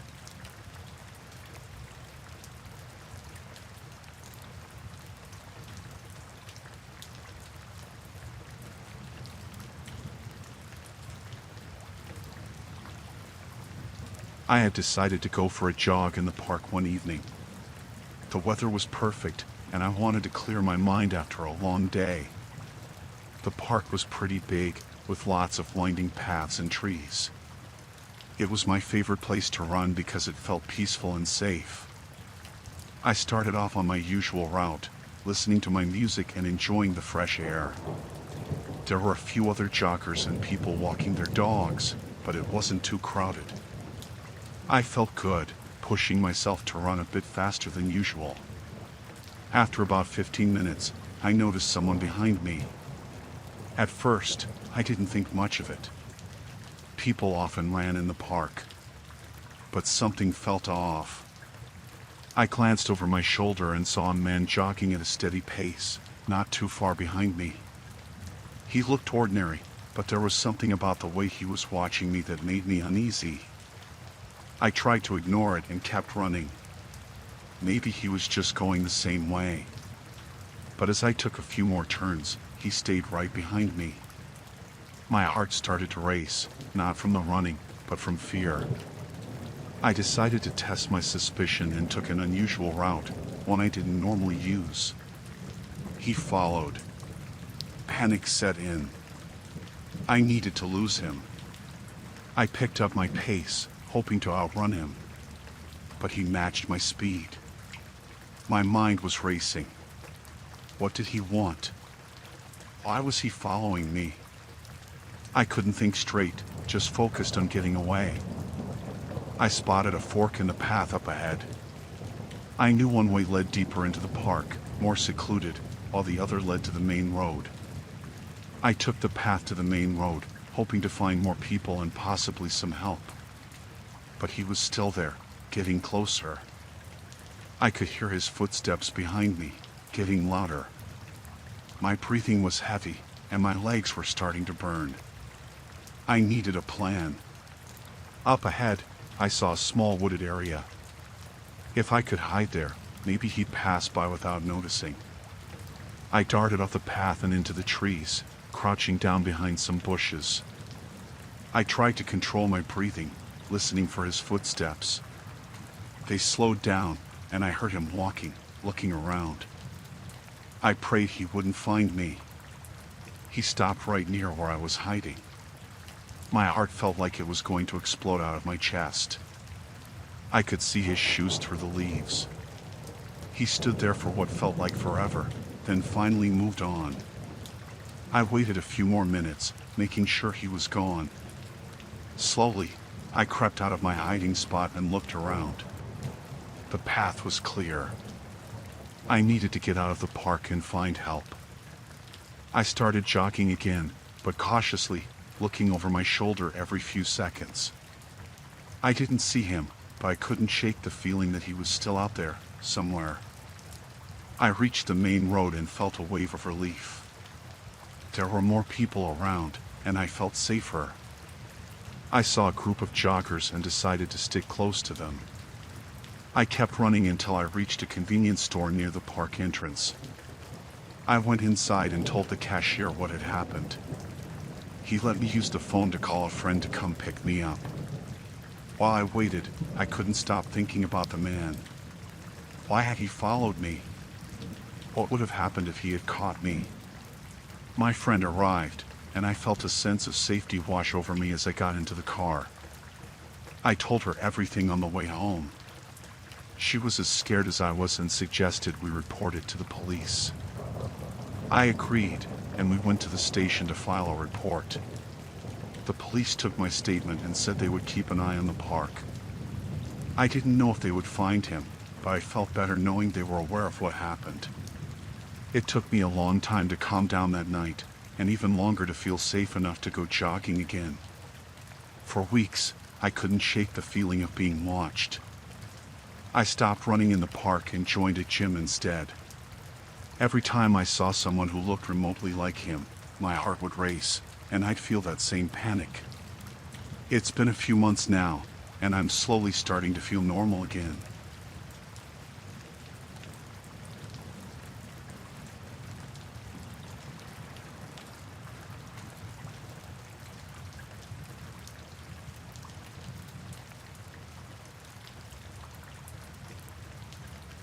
It was a warm summer night when I got the call. I was sitting on my porch, enjoying the quiet, when my phone rang.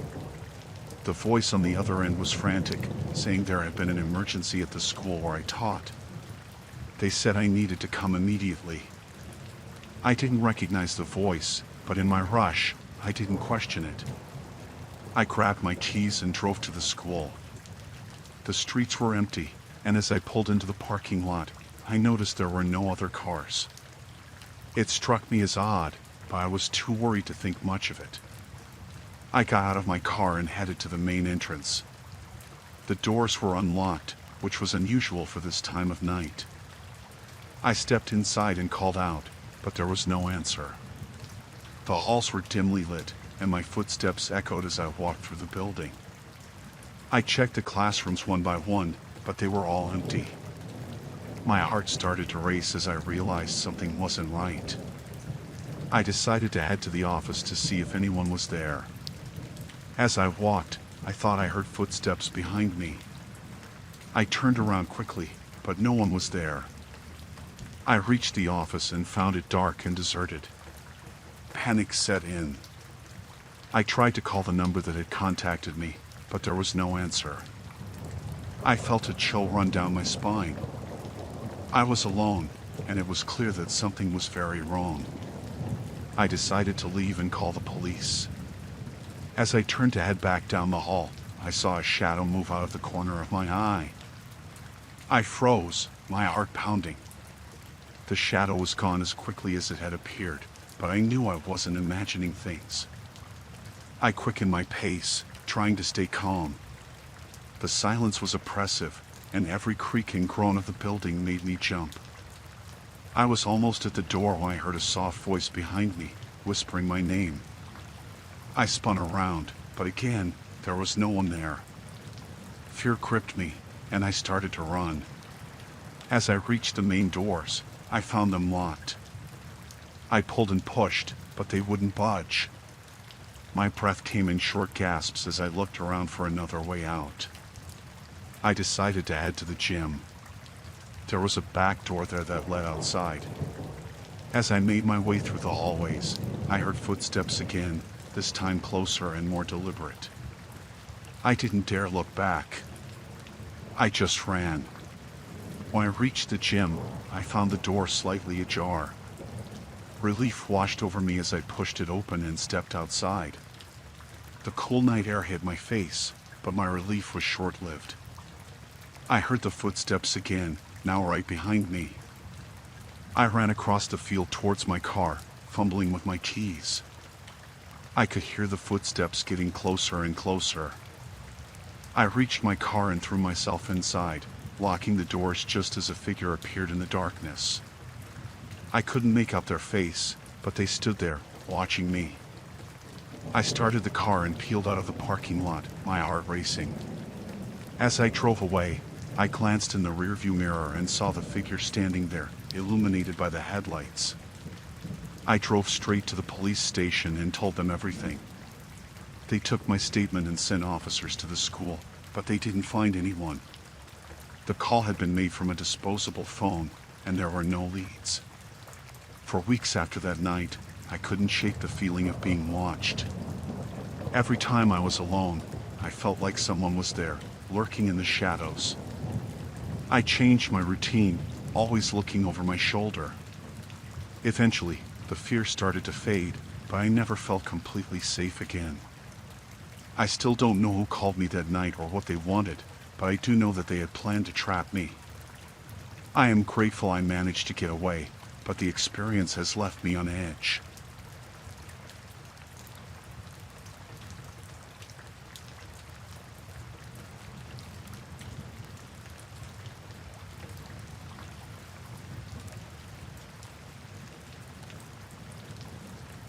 I woke up to a heavy feeling in my head, like I hadn't slept at all.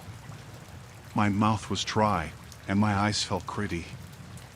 I tried to sit up, but something felt off. I rubbed my eyes and looked around the small motel room. The clock on the nightstand read 2:37 a.m.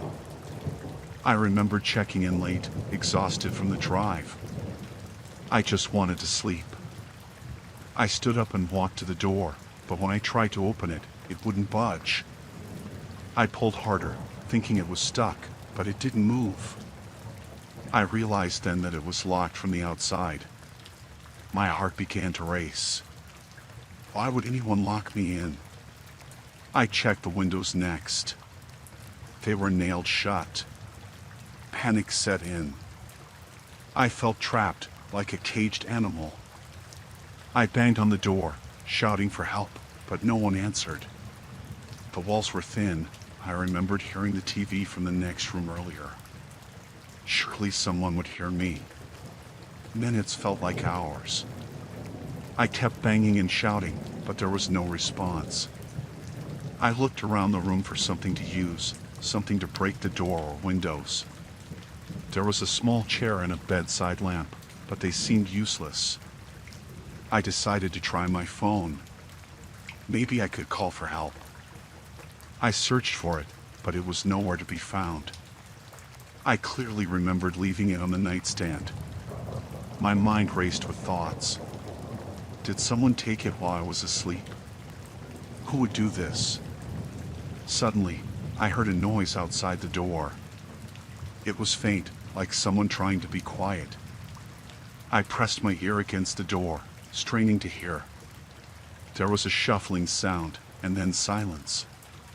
My breath caught in my throat. Someone was out there. I backed away from the door, my mind racing. I needed a plan. I grabbed the chair and placed it under the doorknob, hoping it might slow them down if they tried to come in. I took the lamp and smashed it on the floor, picking up a shard of glass for protection. The room was eerily silent. Every creak and groan of the old building seemed amplified. I sat on the bed, gripping the glass shard tightly, my eyes fixed on the door. Time seemed to stretch endlessly. Then, the doorknob rattled. I froze, my heart pounding in my chest. The chair under the knob shook as whoever was outside tried to open the door. They pushed harder, and the door creaked but didn't open. The rattling stopped, and there was a low, frustrated growl. I heard footsteps moving away from the door. I exhaled, not realizing I had been holding my breath. But the relief was short-lived. I knew they would come back. I had to find a way out, and fast. I examined the room again. The bathroom door was open, and I remembered there was a small window above the shower. It was my only chance. I ran to the bathroom and climbed into the tub. The window was tiny, but I thought I could squeeze through. I pushed at the window, but it was stuck. I used a shard of glass to pry at the edges, and finally, it gave way. I pulled myself up and wriggled through the opening. The glass scraped my arms, but I didn't care. I just needed to get out. I fell to the ground outside with a thud, the impact knocking the wind out of me. I lay there for a moment, gasping for breath. The night air was cool against my skin, and I felt a moment of relief. But I knew I wasn't safe yet. I got up and ran, not looking back. The motel was isolated, surrounded by trees and darkness. I didn't know where I was going, but I had to put as much distance as possible between me and the motel. I stumbled through the woods, branches scratching my face and arms.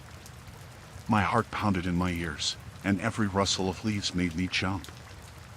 I felt like I was being hunted.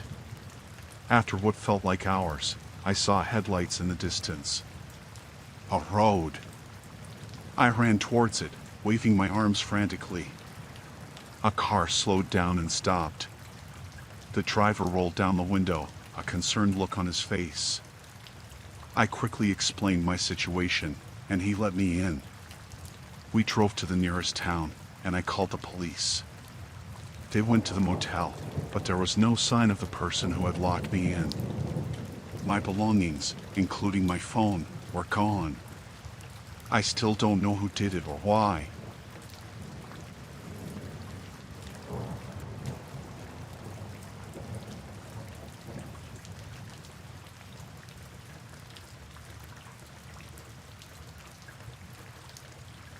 The power went out at around 9 p.m. I had just finished making dinner and was about to settle down with a book when everything went dark. The whole city was out. I could see nothing but pitch black from my apartment window. I fumbled for my phone to use its flashlight, and my heart pounded a bit faster than usual. There was something unnerving about the sudden loss of light. I found a few candles in a drawer and lit them. Their flickering light cast strange shadows on the walls, making the room look eerie. I sat on the couch, trying to relax. The quiet was unnerving too. Usually, there were sounds from the street, people, cars, but now it was silent. A faint sound caught my attention. It was a creak, like a floorboard shifting. I told myself it was just a building settling, but it sounded too close. I stood up, holding my phone out in front of me. The light barely pierced the darkness, but it was better than nothing. I moved slowly towards the sound, trying to be as quiet as possible. The candles flickered as I passed, and the shadows seemed to dance around me. My heart was racing, and my mind kept imagining the worst. As I reached the hallway, I heard another noise. This time, it was a soft thud, like something falling onto the carpet. I froze, straining my ears to hear better. There was nothing for a moment, and then a shuffle, like someone moving quietly. I felt a chill run down my spine. I wasn't alone. Someone was in my apartment.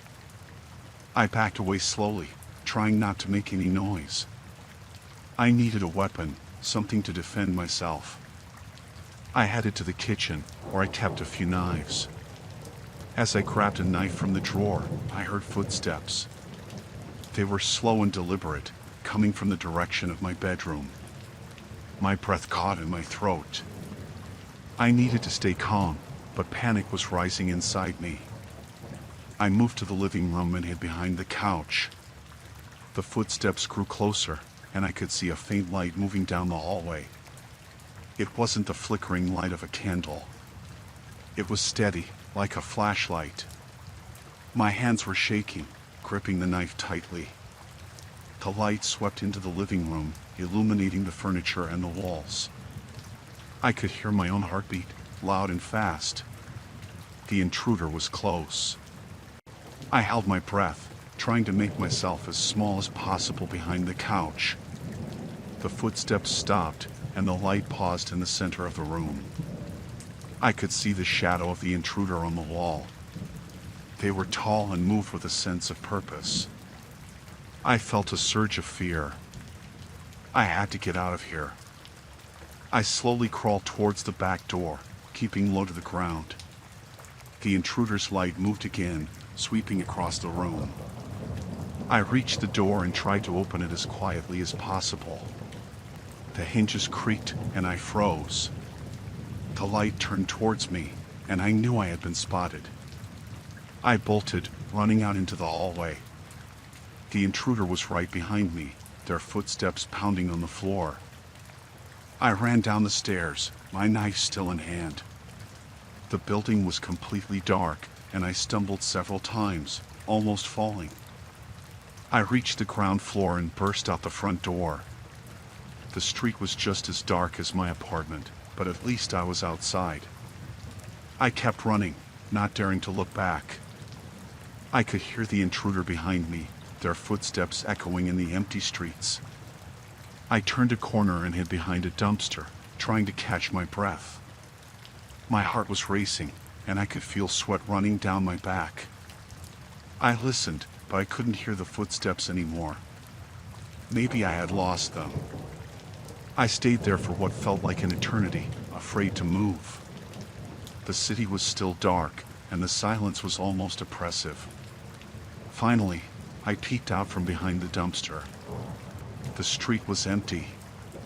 There was no sign of the intruder.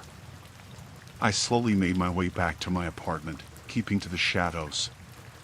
When I reached my building, I looked around carefully before entering. I took the stairs back up to my floor, my knife still in hand. The door to my apartment was open, and I could see the faint glow of my candles inside. I stepped in cautiously, ready for anything. But the intruder was gone. I closed the door behind me and locked it, my hands still shaking. I called the police, and they arrived quickly. They searched the apartment but found no one. The officer said it was likely someone taking advantage of the blackout to break in, but that didn't make me feel any better. I knew I wouldn't sleep that night. I sat on the couch, clutching the knife and listening to every sound. The candles burned low, casting their eerie light.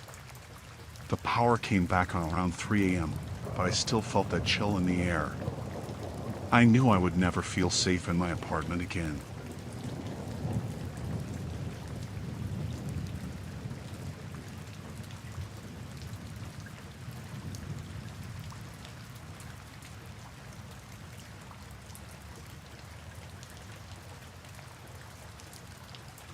We were all gathered at the beach, celebrating the end of summer. The sky was clear, the waves gently lapping at the shore, and the bonfire crackled warmly as we laughed and shared stories. Nat, our host, had done a great job organizing the party. There were about 20 of us, enjoying the night with music, drinks, and good company. As the evening went on, a group of people approached our area.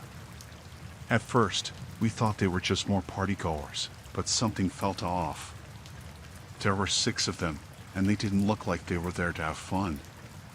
They walked straight into our circle, not saying anything, just looking around with hard expressions. Nat went up to them, trying to be polite. "Hey, guys, this is a private party. Can we help you with something?" One of the men, tall and muscular with a shaved head, stepped forward and smirked. "We're just here to join the fun," he said, his tone menacing. I felt a knot tighten in my stomach. The tension was palpable. The strangers didn't wait for an invitation. They grabbed drinks and made themselves comfortable. Matt tried to defuse the situation, offering them food and trying to keep the peace, but it was clear these guys were looking for trouble. Things escalated quickly. One of them shoved Matt, and he stumbled back, his eyes wide with shock. "Hey, there's no need for that," he said, trying to keep his voice calm. The guy who pushed him laughed, a harsh sound that sent chills down my spine. Before we knew it, they started picking fights, pushing people around and smashing our stuff. One of them grabbed a girl named Lisa, pulling her close and making crude comments. She screamed, and her boyfriend tried to intervene, only to be punched hard in the face. Panic spread through the group. Some tried to run, but the intruders blocked their way. Matt's friend, Jake, managed to slip away unnoticed, and I hoped he was going to get help. I stayed close to the bonfire, my heart racing, looking for anything I could use to defend myself. The guy with the shaved head spotted me. He grinned, a predatory look in his eyes, and started walking towards me. I backed away slowly, trying to keep the fire between us. He picked up a bottle and smashed it against a rock, brandishing the jagged edge like a weapon. "Don't make this harder than it needs to be," he said, his voice low and threatening. I glanced around, desperate for a way out. My friends were either being held or trying to hide, the party atmosphere completely shattered. Out of the corner of my eye, I saw Matt grab a piece of driftwood. He swung it at one of the attackers, knocking him to the ground. That moment of chaos gave me a chance. I grabbed a burning piece of wood from the fire and held it out in front of me. "Stay back," I shouted, my voice shaking. The man with the shaved head paused, eyeing the flaming torch warily. "You're going to regret this," he snarled, but he didn't move closer. Suddenly, there were shouts from the edge of the beach. Flashlights cut through the darkness, and I saw a group of people running towards us. Jake had found help. The intruders hesitated, and then, realizing they were outnumbered, they started to back off. "Let's get out of here," one of them yelled. They ran off into the night, leaving us shaken but alive. The newcomers, a mix of locals and some off-duty police officers Jake had found, helped us calm down and make sure everyone was okay. We gathered around the bonfire, trying to make sense of what just happened. The police were called, and we gave our statements, describing the attackers as best we could. Matt sat next to me, his face bruised but his eyes determined. "We got through it," he said, his voice steady despite everything. "We're safe now." The rest of the night was a blur of police lights and worried conversations. We packed up our things and left the beach, sticking together until we all made it home.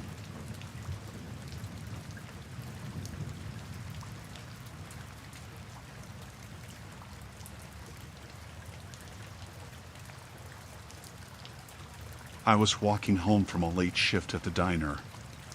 It was a summer evening, and the sun had just dipped below the horizon. I had been working all day and was tired. I wanted to get home quickly, so I decided to take a shortcut through an alley that I usually avoided after dark.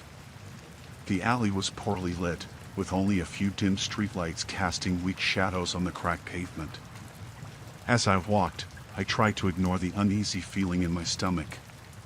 The alley was narrow, and the buildings on either side were old and seemed to close in on me. I could hear the distant hum of traffic and the occasional sound of footsteps echoing off the walls. About halfway through, I noticed a group of men standing near the far end of the alley. They were talking amongst themselves and seemed to be paying more attention to each other than to me. I hoped they would not notice me, but as I approached, I could see them glance in my direction. One of the men broke away from the group and started walking towards me. He looked rough and had a sneer on his face. I quickened my pace, hoping to pass by them without incident. Just as I was almost past, the man stepped in front of me and blocked my way. He was tall and built, and there was something intimidating about him. "Hey there," he said in a gruff voice. "Where are you headed?" I tried to stay calm and polite. Just on my way home. I'm in a hurry. The man smirked and called over his friends. They began to surround me, closing off any chance of escape. My heart started to race. I knew I had to think quickly. They didn't seem to have good intentions, and their expressions grew more menacing as they gathered around. One of the men reached into his jacket, and I noticed a glint of metal. I couldn't tell if it was a weapon, but it made me even more anxious. I decided to act fast. I needed to create a distraction or find a way to get out of this situation.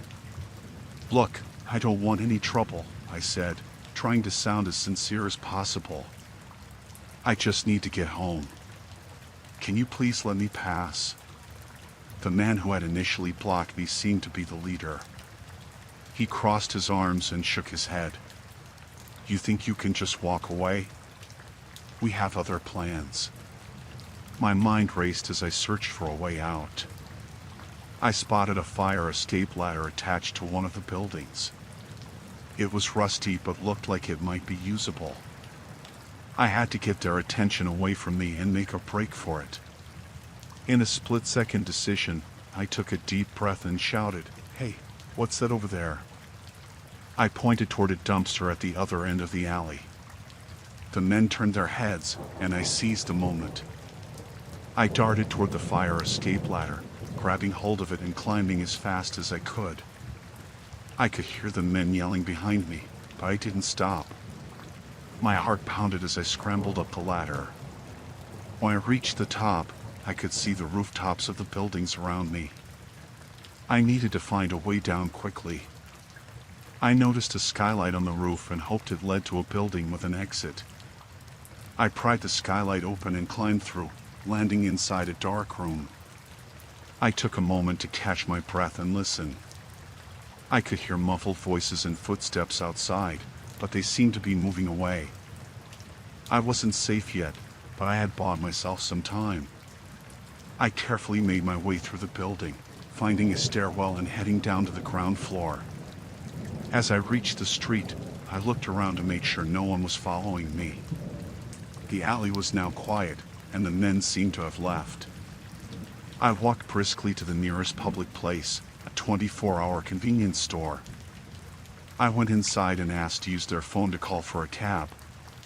I was shaken, but I managed to get home safely. Once I was back, I reported the incident to the police. They took my statement and said they would look into it. I never heard anything more about it, but I made sure to avoid that alley in the future.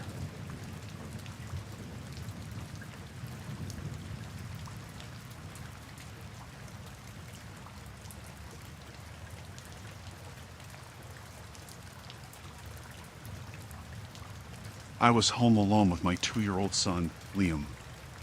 My husband had left for a business trip that morning, and it was just the two of us for the weekend. The day had gone smoothly. I fed Liam, played with him, and put him down for his nap. After he woke up, we had dinner, and then I put him to bed. The house was quiet, except for the usual creaks and groans of an old building settling for the night. It was around 9 p.m. when I first heard the noise. It was a faint sound, like something being dragged across the floor, coming from the basement. I tried to ignore it, thinking it was just my imagination. But the noise came again, louder this time. My heart started to race. I decided to check it out, hoping it was nothing. I grabbed a flashlight and headed to the basement door. As I opened it, the creaking sound seemed to echo throughout the house. I stood at the top of the stairs, shining the flashlight down into the darkness. Everything looked normal, but the unsettling feeling in my stomach didn't go away. I slowly descended the stairs, trying to make as little noise as possible. When I reached the bottom, I scanned the room with the flashlight. The basement was cluttered with old furniture, boxes, and tools. I didn't see anything out of place. I started to convince myself that it was just the house settling when I heard a soft thud behind me. I whipped around, the flashlight beam trembling in my hand. Standing at the far end of the basement was a man. He was dressed in dark clothes, his face partially covered by a hood. He stared at me, not moving. My blood ran cold. I felt like I couldn't breathe. I backed up slowly, my mind racing. My first thought was of Liam upstairs, asleep in his crib. The man took a step towards me. I turned and bolted up the stairs, slamming the basement door behind me. I locked it and grabbed my phone to call the police, but my hands were shaking so badly I could barely dial. I told the operator about the intruder, and they said officers were on their way. I ran to Liam's room, scooping him up from his crib. He stirred and whimpered but didn't wake up fully. I clutched him to my chest, trying to think of what to do next. I could hear the man banging on the basement door, trying to break it down. My heart pounded in my ears. I went into the bathroom, locking the door behind us. I set Liam down in the bathtub, wrapping him in a blanket to keep him quiet and safe. I grabbed a heavy object, a metal towel rack, to defend myself if necessary. The banging on the basement door stopped. I listened intently, trying to hear any movement. Then, I heard footsteps in the hallway. He had found another way in. I held my breath, praying he wouldn't find us. The footsteps grew closer, and I could see his shadow under the bathroom door. He tried the doorknob, and when it didn't budge, he started pounding on the door. I whispered to Liam, telling him to stay quiet. The door began to splinter under the force of his blows. I raised the towel rack, ready to defend my son. The door burst open, and the man stepped in. He looked around, spotting us in the bathtub. He smiled, a cruel, menacing grin. Just as he took a step towards us, I swung the towel rack with all my might. It hit him in the side of the head, and he stumbled back, cursing. I didn't wait for him to recover. I grabbed Liam and ran past him, down the hallway and out the front door. I could hear him yelling behind us, but I didn't look back. We made it to the front yard just as the police arrived. They stormed into the house, and I collapsed on the grass, clutching Liam tightly. He was crying now, and I tried to comfort him, my own tears streaming down my face. The officers quickly subdued the intruder and took him away in handcuffs. An officer stayed with us while others searched the house to make sure it was safe. I couldn't stop shaking, even when they assured me that the man was in custody. I held Liam close, grateful that we were both safe. It was the most terrifying experience of my life, one that I would never forget.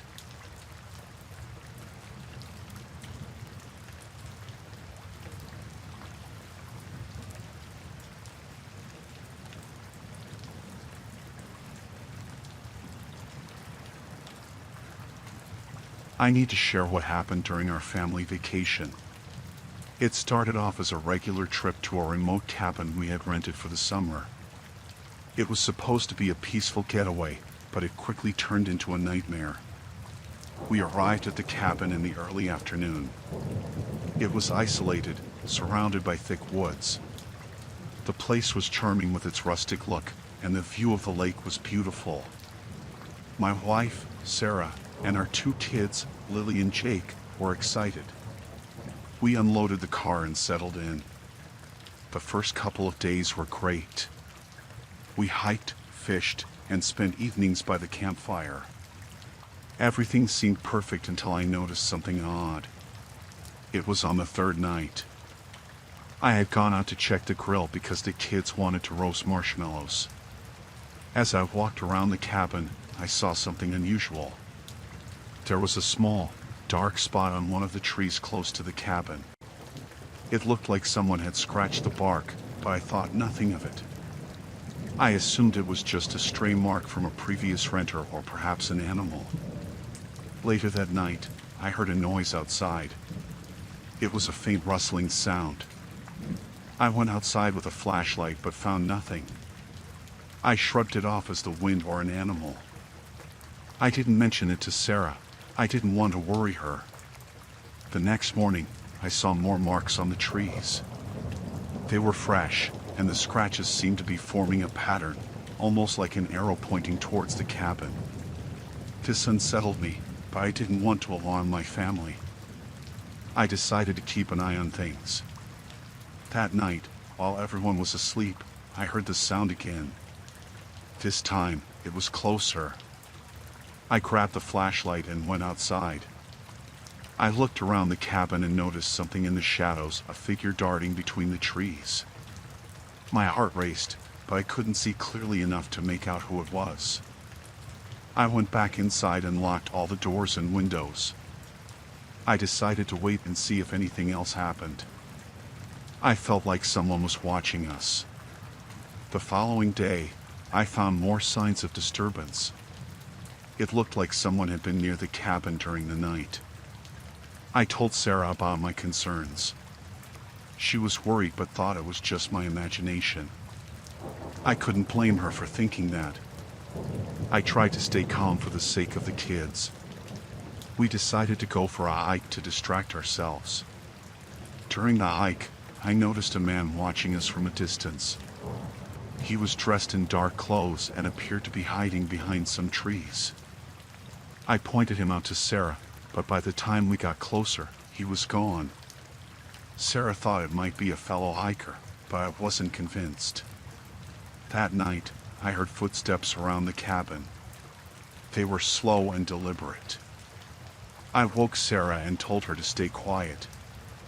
I took a peek outside and saw the same figure again, closer to the cabin this time. I was terrified and didn't know what to do. The next morning, I found that someone had tampered with the cabin's porch lights. The bulbs were unscrewed. This made me even more anxious. I decided we should leave immediately, but Sarah insisted on staying one more night since we had already paid for the week. That night, the situation escalated. I heard the footsteps again, but this time they were louder and more aggressive. I saw the figure clearly through a gap in the curtains. It was a man with a rough face, wearing a mask. I couldn't take any chances. I woke Sarah and told her we had to leave. We packed as quickly as possible. As we were loading the car, I saw the man emerging from the woods. He was carrying what looked like a crowbar. I told Sarah to get the kids in the car while I tried to confront the man. I grabbed a baseball bat from the trunk. As I approached the man, he ran back into the woods. I didn't pursue him but made sure everyone was safe inside the car. We drove straight to the nearest town and stayed in a motel for the night. The next day, I reported the incident to the local police. They took our statement and said they would look into it, but they couldn't offer much help since there was no clear evidence of the man's identity. The police never found out who the man was, but we were able to get a refund for the remaining days at the cabin. We went home early and never returned to that cabin. The experience left us all shaken, and I couldn't stop thinking about what might have happened if we hadn't left when we did. I still get anxious when we go on vacation, always checking and double-checking our accommodations. The memory of that summer and the feeling of being watched will always haunt me.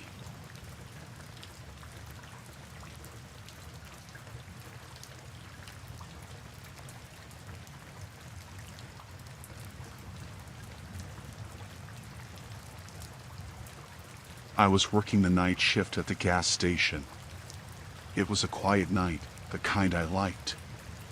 Only a few customers had come in, and I was mostly just keeping myself busy stocking shelves and cleaning up. The hum of the fluorescent lights and the occasional buzz from the refrigerator were the only sounds in the store. It was almost midnight, and I was looking forward to the end of my shift. I was behind the counter when I saw two men walk in. They looked normal enough at first, just customers coming in late. But something about them made me uneasy. They were both wearing dark clothes, and one of them had a baseball cap pulled low over his face. The other had a hood up. They didn't head for the aisles, they came straight toward the counter. Before I could react, the man in the cap pulled out a gun. He pointed it right at me and told me to be quiet and do exactly what he said. My heart started racing, and I could feel sweat on my forehead. I nodded, trying to stay calm. The other man went to the door and flipped the sign to closed, then locked it. We were trapped. The man with the gun told me to empty the register into a bag. My hands were shaking so much it was hard to do. I kept glancing at the gun, afraid he might shoot if I moved too slow. I finally got the money into the bag and handed it to him. He snatched it away and told me to get down on the floor. I did as he said, lying face down behind the counter. I could hear them talking in low voices, but I couldn't make out what they were saying. I thought about pressing the silent alarm under the counter, but I was too scared they would see me. The one with the hood came over and started tying my hands behind my back with zip ties. He did the same to my feet. They left me there and started going through the store, grabbing things off the shelves and stuffing them into bags. I could hear them laughing and joking like this was just another night for them. I tried to stay calm and think of a way out. I knew I had to keep my wits about me if I was going to survive this. After what felt like hours but was probably only minutes, they dragged me out from behind the counter. They sat me in one of the chairs by the window, where customers usually sat to eat their snacks and drink their coffee. The one with the gun sat across from me, still pointing it at me. The other one kept rifling through the store. I kept thinking about the silent alarm. If I could just get to it, the police would come. But every time I shifted in my seat, the man with the gun would tell me to stay still. He looked nervous, his eyes darting around the store. I knew that nervousness could make him dangerous. Suddenly, there was a knock on the door. A young couple was outside, looking confused by the closed sign.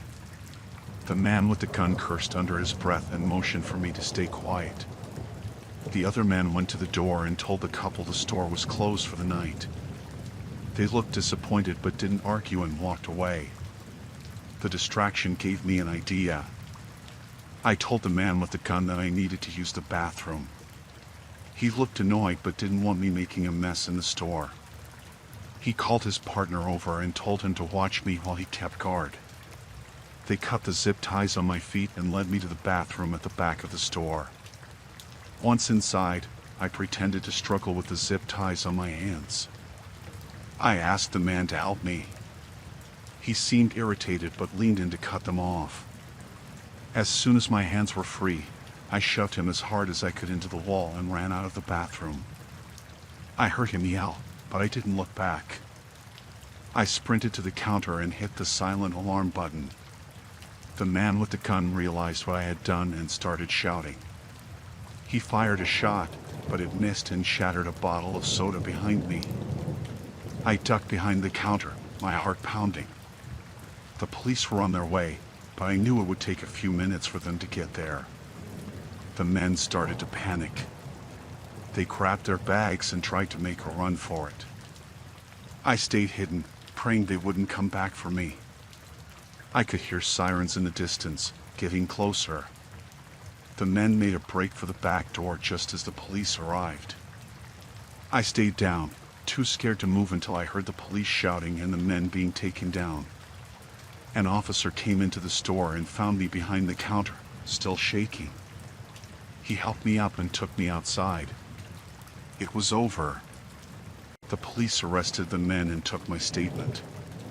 They told me I was brave for hitting the alarm, but I didn't feel brave. I was just glad it was over and that I was alive. My boss came to the store, and he thanked me for what I did. But all I could think about was how close I had come to not making it out. That night changed me. I still worked at the store, but I was always on edge, always looking over my shoulder.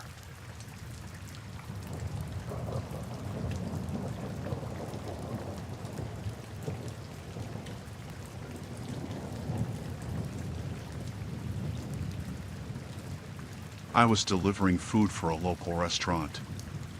It was summer, and the heat was intense.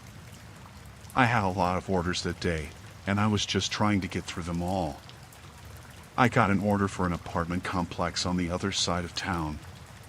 It was one of those older buildings that looked like it hadn't been updated in decades. The kind with cracked walls and broken lights in the hallway. I found the apartment number easily enough. When I knocked on the door, it took a moment for someone to answer. A tall guy with tattoos opened the door, looking at me with suspicion. He asked if I had the food, and I nodded, holding up the bag. He stepped aside to let me in, saying something about how he needed to get the money from his friend inside. As soon as I stepped into the apartment, I knew something was off. There were 3 other men in the living room, sitting around a table covered with small bags of white powder. One of them was counting money. The air was thick with tension. They all looked up at me, and the room went silent. The guy who let me in closed the door behind me and locked it. My heart started pounding. I realized I had walked into a drug deal. The men stared at me, and I could see the fear and suspicion in their eyes. One of them, a man with a scar on his cheek, stood up and walked towards me. He asked who I was and why I was there. I explained quickly, showing them the bag of food and telling them I was just a delivery person. The scarred man snatched the bag from me and dumped the contents on the table. He didn't seem interested in the food at all. He looked at his friends and said something in a low voice. I couldn't make out the words, but I knew they were deciding what to do with me. I felt trapped, and my mind raced, trying to figure out how to get out of there. The man with the scar told me to sit down. I did as he said, my legs shaking. They started asking me questions, how I found the place, if I told anyone I was coming, if anyone was expecting me back soon. I tried to stay calm and answer them without giving them a reason to hurt me. One of the men suggested that they couldn't let me leave. He said I had seen too much. The others nodded in agreement. My heart sank. I had to think of something fast. I told them that I hadn't seen anything, that I didn't care about what they were doing, and I just wanted to leave. They didn't look convinced. The scarred man leaned in close, his face just inches from mine. He said that they couldn't take any chances. I felt panic rising in my chest. I had to get out of there. I noticed the door to the kitchen was open, and there was a window in there. It was a long shot, but it was my only chance. I took a deep breath and then, with all the strength I could muster, I shoved the scarred man away from me and bolted for the kitchen. The men shouted and scrambled to stop me. I reached the kitchen and saw the window was partially open. I yanked it up and started to climb through. Just as I was halfway out, I felt hands grabbing my legs, trying to pull me back in. I kicked and thrashed, managing to break free. I fell to the ground outside, scraping my arms and legs. I didn't stop to look back. I got up and ran as fast as I could. I heard the men shouting behind me, but I didn't stop. I ran down the alley behind the building, my heart pounding in my chest. I didn't know where I was going. I just knew I had to get away. I kept running until I reached a busy street. I looked around, trying to figure out where I was. I saw a convenience store and ran inside. I told the clerk to call the police, that I was in danger. He looked at me like I was crazy, but he made the call. I stayed there, hiding behind the counter until the police arrived. When they got there, I told them everything that happened. They took my statement and promised to look into it. I never went back to that part of town again. I quit my job at the restaurant the next day.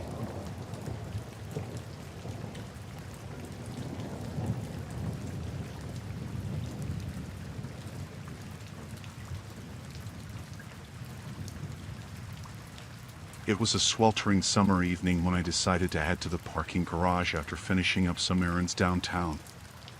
I was tired but still had a bit of shopping to do, so I parked my car and started walking towards the entrance of the garage. It was one of those old structures with narrow aisles and dim lighting. The kind that always feels a bit too quiet. As I was walking down the ramp, I noticed a commotion near the back of the garage. I stopped and squinted, trying to make out what was happening. There were 3 men surrounding another guy who looked like he was pleading with them. My heart skipped a beat. It didn't look like a friendly conversation. I was about to turn around and go back to my car when I saw one of the men grab the other guy and slam him against the wall. The victim was struggling, and I could see that they were trying to take something from him. I knew I had to do something, but I was torn between wanting to help and worrying about my own safety. I decided to step in, hoping to break things up before it got worse. I walked up to them and tried to sound as calm and confident as I could. I told them to back off and leave the guy alone. The 3 men turned and looked at me. They didn't seem pleased. One of them, a burly man with a tattoo on his arm, took a step towards me and said something that sounded threatening. I told them again to stop and called 911 on my phone, hoping that the sight of me dialing would make them reconsider their actions. They seemed to be more annoyed than scared. One of them, the one who had been holding the victim, pulled out a knife and waved it in my direction. I felt a rush of fear but tried to stay calm. The man with the knife started shouting at me, telling me to mind my own business. I realized that if I stayed, I could be in real danger. I quickly ended the call, said I was going to call the police again, and turned to leave. As I walked away, I could hear them shouting behind me. I knew they wouldn't just let me go easily. I made it to my car and tried to lock the doors, but my hands were shaking so badly that I had trouble with the key. I finally managed to get inside and started the engine. As I was about to drive away, I saw the 3 men running towards the entrance of the garage. They were clearly looking for me. I sped out of the parking garage, my heart racing. I knew I needed to get somewhere safe and report what I had seen. I drove to the nearest police station, which was a few miles away. On the way, I kept checking my mirrors, paranoid that they might be following me. When I got to the police station, I ran inside and explained what had happened. The officers took my statement and said they would send someone to check out the garage. They seemed to take it seriously, but I still felt anxious. The whole time I was there, I kept looking out the windows, half expecting to see those men coming after me. After giving my statement, I left the station and drove home. I stayed alert, checking my surroundings every few minutes. I even changed my route a couple of times to make sure I wasn't being followed. When I finally got home, I locked all the doors and windows and felt a wave of relief. The whole experience left me shaken.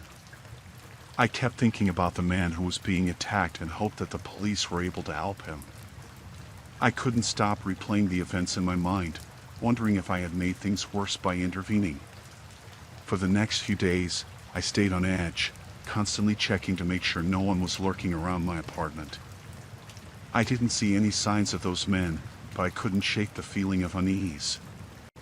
I was scared to go out alone and tried to stay in well-lit areas whenever I did.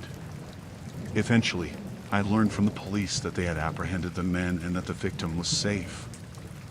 I was relieved but still troubled by the whole ordeal.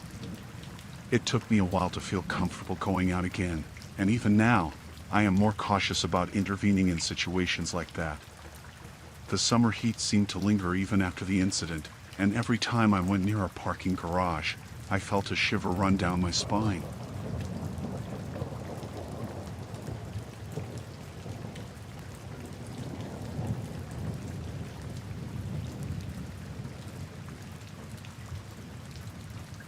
I had been looking forward to the house party for weeks. It was supposed to be a fun summer get-together with old friends and some new faces. The host, a guy named Mark, had been a friend from college, and when he invited me, I was excited to catch up. The party was at a large house on the outskirts of town. It had a nice, spacious backyard and a pool. When I arrived, the atmosphere was lively. People were chatting, drinking and enjoying the music. I quickly found my friends and joined them, but something felt off. Around an hour into the party, I noticed a small group of people who seemed to be acting a bit differently from the rest. They were standing off to the side, talking in hushed tones. Their behavior made me uneasy, but I shrugged it off as just being a different group of friends. As the evening went on, things started to get more strange. I saw one of the quiet group members, a tall guy with a scruffy beard, disappear into the kitchen with Mark. I could hear them talking loudly, but the words were too muffled to make out. My curiosity got the better of me, so I quietly followed them. I crept up to the kitchen and peered around the corner. I saw Mark and the tall guy discussing something in low voices. Mark handed him a small bag, and the tall guy nodded and left the room. I couldn't make out what was in the bag, but it didn't look like something you'd see at a party. My anxiety grew. I decided to stay close, not wanting to get too involved but needing to understand what was happening. I moved back to the main area and tried to enjoy the party, but I kept an eye on Mark and the tall guy. Later, I noticed that Mark seemed more agitated. He was talking to a few more people from the quiet group, and they were glancing around as if making sure no one was listening. My gut told me that something was definitely not right. I started feeling a bit trapped. The place was crowded, and the exits were somewhat blocked by people. I tried to act normal, but my mind was racing. I needed to find out more and get out of there before things escalated. I made my way outside to get some fresh air. The backyard was quieter, with only a few people around. As I stood by the pool, I saw the tall guy again, but this time he was with another person I hadn't seen before. They were having a heated conversation, and the tall guy seemed very agitated. I overheard snippets of their conversation. Words like shipment and deal were thrown around. My heart started pounding.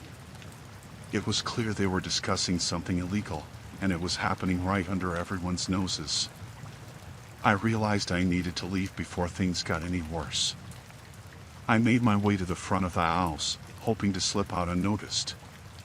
Just as I was about to open the door, I felt a hand on my shoulder. It was Mark.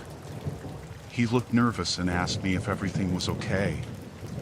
I tried to stay calm and said I just needed some fresh air. Mark seemed to hesitate but eventually let me go. I stepped out into the night, but my relief was short-lived. As I walked to my car, I saw the tall guy watching me from the driveway. I quickened my pace and fumbled with my car keys. My hands were shaking so much that I could barely unlock the door. I could feel the tall guy's gaze on me, and it made my skin crawl. I finally managed to get into my car and start the engine. As I drove away, I glanced in the rearview mirror and saw the tall guy and a couple of others from the quiet group standing by the driveway, watching me. My heart raced, and I drove as fast as I could, making sure I wasn't followed. Once I was back on familiar roads, I felt a bit safer but still very shaken. I couldn't shake the feeling that I had narrowly escaped a dangerous situation. When I got home, I locked all the doors and made sure all the windows were secure. I reported the incident to the police, but they couldn't do much without more concrete evidence. I never went back to any parties at Mark's place again. The whole night had left me on edge, and I stayed cautious about any similar gatherings in the future.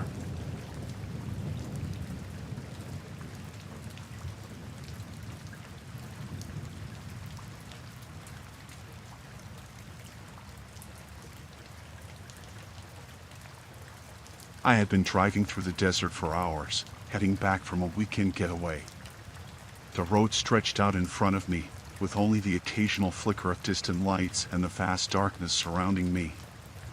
It was around midnight when I noticed a car behind me that seemed to be following too closely.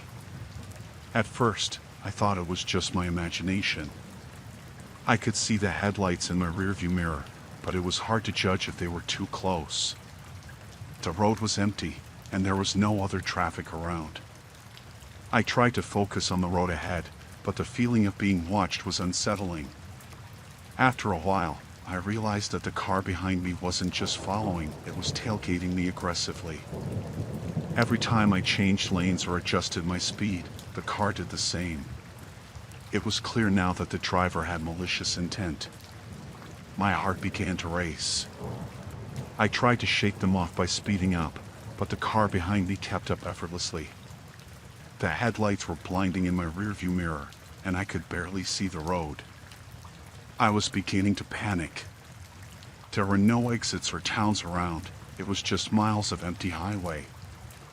I took a deep breath and tried to think. I decided to make a sudden turn off the main road, hoping to lose them on one of the smaller dirt roads. I turned sharply into a narrow path that seemed to lead into the desert. The car behind me followed without hesitation. The dirt road was bumpy and uneven. I could hear the gravel crunching beneath the tires, and the headlights of the pursuing car were still visible in the distance. My attempts to lose them were futile. The car behind me was relentless. I needed to find a way to get out of this situation. I saw a small, isolated building in the distance. It looked like an old maintenance shack or something similar. I pulled up close to it and turned off my headlights. I ducked down in my seat and tried to make myself as small as possible. My breath felt heavy, and I could hear my own heartbeat in my ears. The pursuing car slowed down and stopped nearby. I could see the headlights through the gaps in the building's walls. My mind raced, trying to come up with a plan. I knew I couldn't stay there for long. I had to do something to get away. I waited for what felt like an eternity, trying to stay as quiet as possible. The car seemed to be idling outside, and I could see shadowy figures moving around. It was clear that they were looking for me. I had to find a way to get back to the highway and seek help. When I felt it was safe, I quietly started my car and drove away from the building. I stayed off the main road, keeping to the darker paths and trying to stay hidden.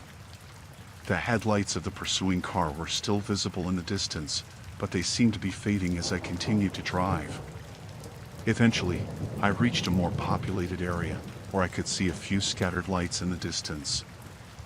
I pulled into a gas station that was still open, hoping that the presence of other people would discourage the car from continuing its pursuit.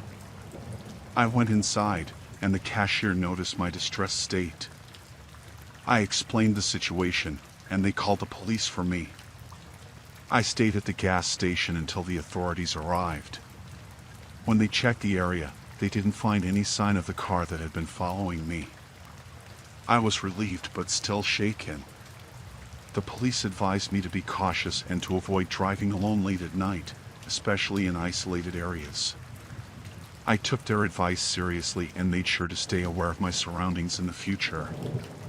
That night in the desert was one of the scariest experiences of my life. The fear of being pursued by someone with unknown intentions was overwhelming.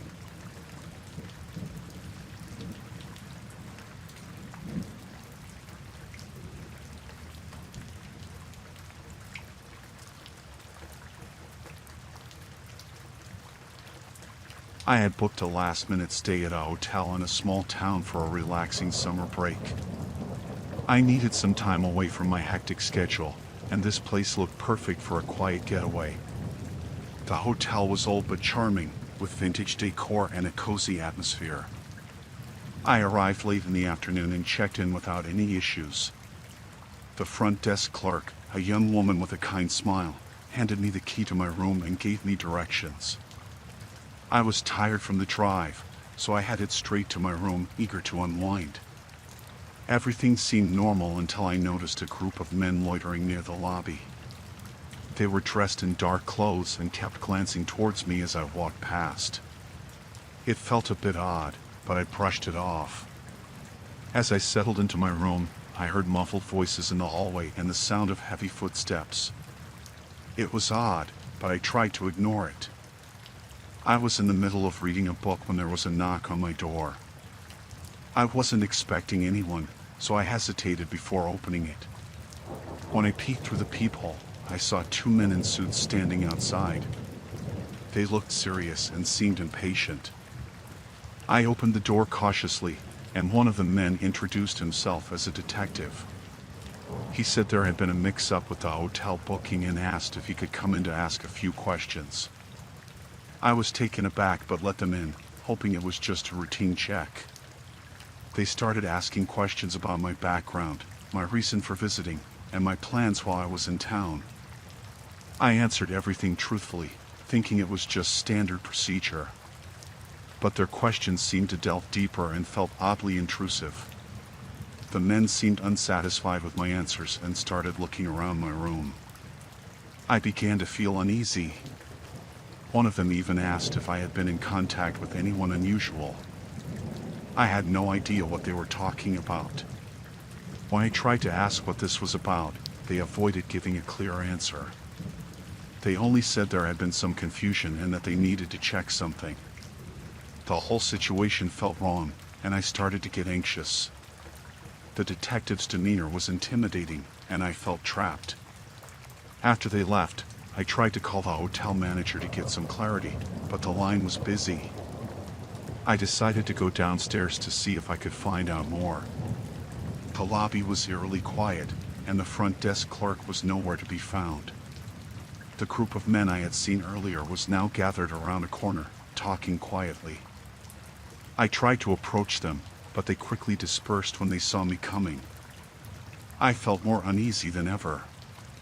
I knew I had to get out of the hotel and find a safe place, but I didn't know who to trust.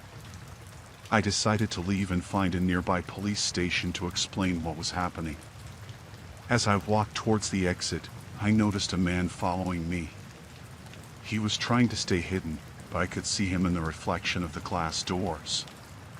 My heart raced. I quickened my pace, hoping to lose him. I reached the parking lot and saw my car, but I hesitated. If the man was working with the detectives, I wouldn't be safe there. I looked around and saw a small diner across the street. I headed there, hoping to find some help or at least get away from the hotel. Inside the diner, I explained my situation to the waitress and asked to use the phone. She let me use the phone in the back room. I managed to get through to the local police and explained everything. They said they would send someone over to the diner to help me. While waiting, I stayed inside the diner, trying to stay calm. When the police arrived, they took my statement and assured me they would look into the situation. They contacted the hotel and the supposed detectives. It turned out that the men were not real detectives but imposters involved in a criminal scheme. They had been using the hotel as a front to look for people to intimidate and coerce. The real police were able to secure the hotel and arrest the imposters. I was relieved but shaken by the whole experience. The hotel manager apologized for the mix-up and offered to move me to a different room, but I declined. I packed up my things and checked out as soon as I could. The local police gave me a safe route out of town and advised me to report any further suspicious activity. I drove back home, feeling a mix of relief and unease. The experience had been terrifying, and it took me a while to shake off the anxiety.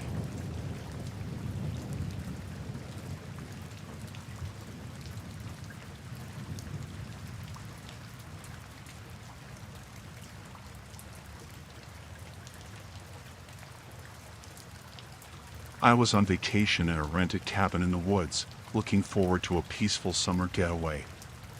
The cabin was remote but charming, and I planned to spend my days hiking and my nights relaxing. It was supposed to be a break from my busy life, but things took a turn for the worse one night. It was around midnight when I was woken up by a loud knock on the cabin door. I was startled, as I hadn't expected any visitors, especially at this hour. I checked the time on my phone. It was well past midnight. I hesitated, not sure if I should answer. I had read about incidents where people were lured into danger with late-night knocks.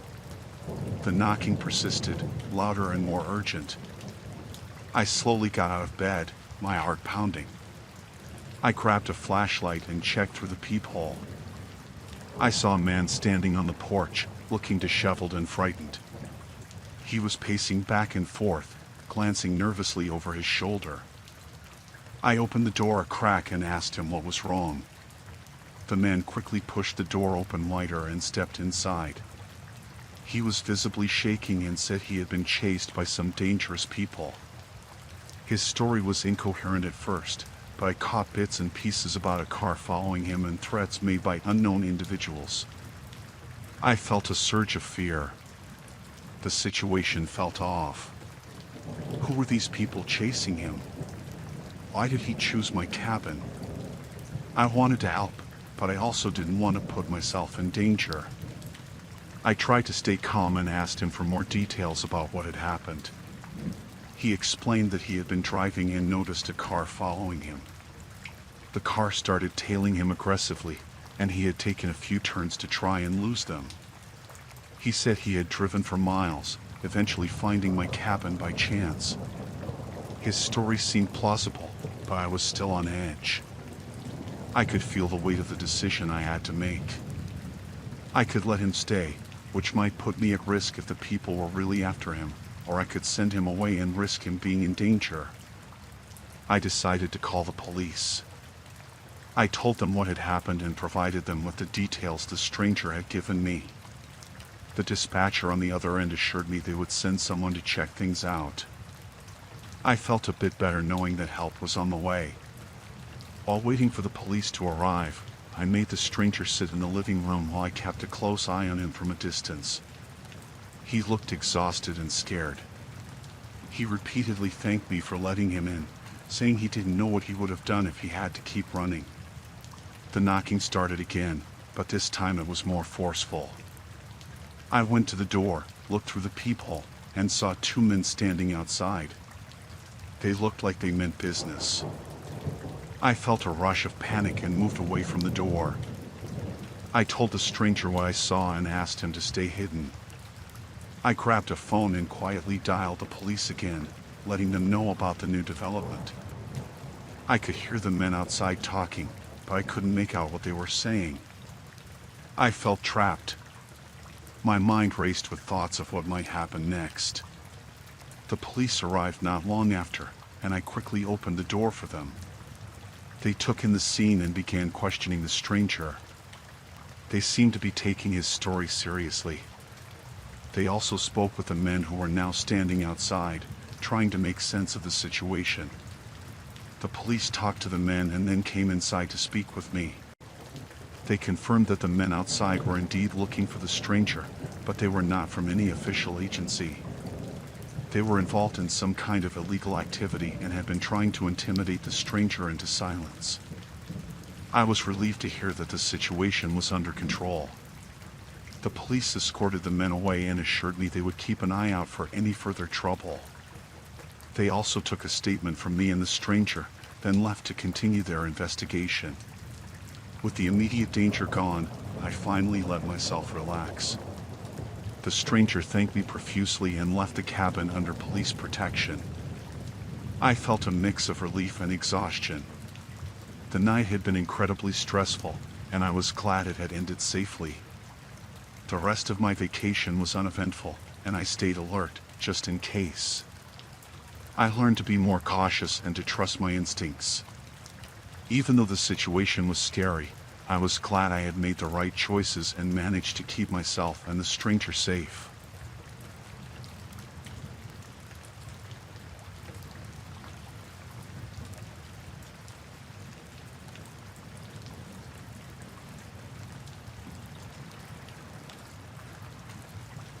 I was on a solo vacation in Miami, finally taking a break from work. I had booked a room at a small hotel right on the beach, hoping for some rest and relaxation. Everything seemed perfect when I arrived: sunshine, sand, and a view that made the long drive worthwhile. When I checked in, the receptionist gave me my key and directed me to my room. As I made my way to the elevator, I noticed a man standing outside a room with a suitcase. I assumed he was waiting for someone or maybe just checking in. I got to my room, opened the door, and was greeted by the familiar smell of hotel cleaning products. I unpacked my bags and settled in for a quiet evening. Just as I was about to unwind, I heard a knock on my door. It was the same man I had seen earlier. He introduced himself as Jason and told me there had been a mix-up with the booking system. It turned out that my room had been double booked. I was surprised but didn't think much of it. The hotel staff had already arranged for Jason to be moved to another room. He said he was just waiting for the new room to be ready and asked if he could hang out in mine until then. I agreed, thinking it was a minor inconvenience and that he seemed harmless enough. We chatted briefly, and he told me he was in town for a conference. After about an hour, Jason's room was ready. He thanked me and laughed. I locked my door behind him and felt relieved that the situation was resolved. That night, I heard some noise outside my room but dismissed it as people coming in late from the beach. I was exhausted and fell asleep quickly. Around midnight, I was jolted awake by a loud bang. My heart raced as I listened for any signs of trouble. I heard footsteps in the hallway and then a soft knock on my door. I peered through the peephole and saw Jason standing there. I was confused. I opened the door slightly and asked if everything was all right. He said he had forgotten something in my room and needed to come in to get it. I hesitated but eventually let him in. He looked nervous, and his demeanor had changed since earlier. He started looking around the room and seemed agitated.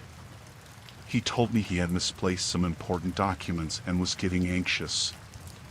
I tried to calm him down and suggested we call the hotel staff for help. Jason snapped at me, saying he couldn't afford any delays. His voice was suddenly harsh, and I could see a different side of him that made me uneasy.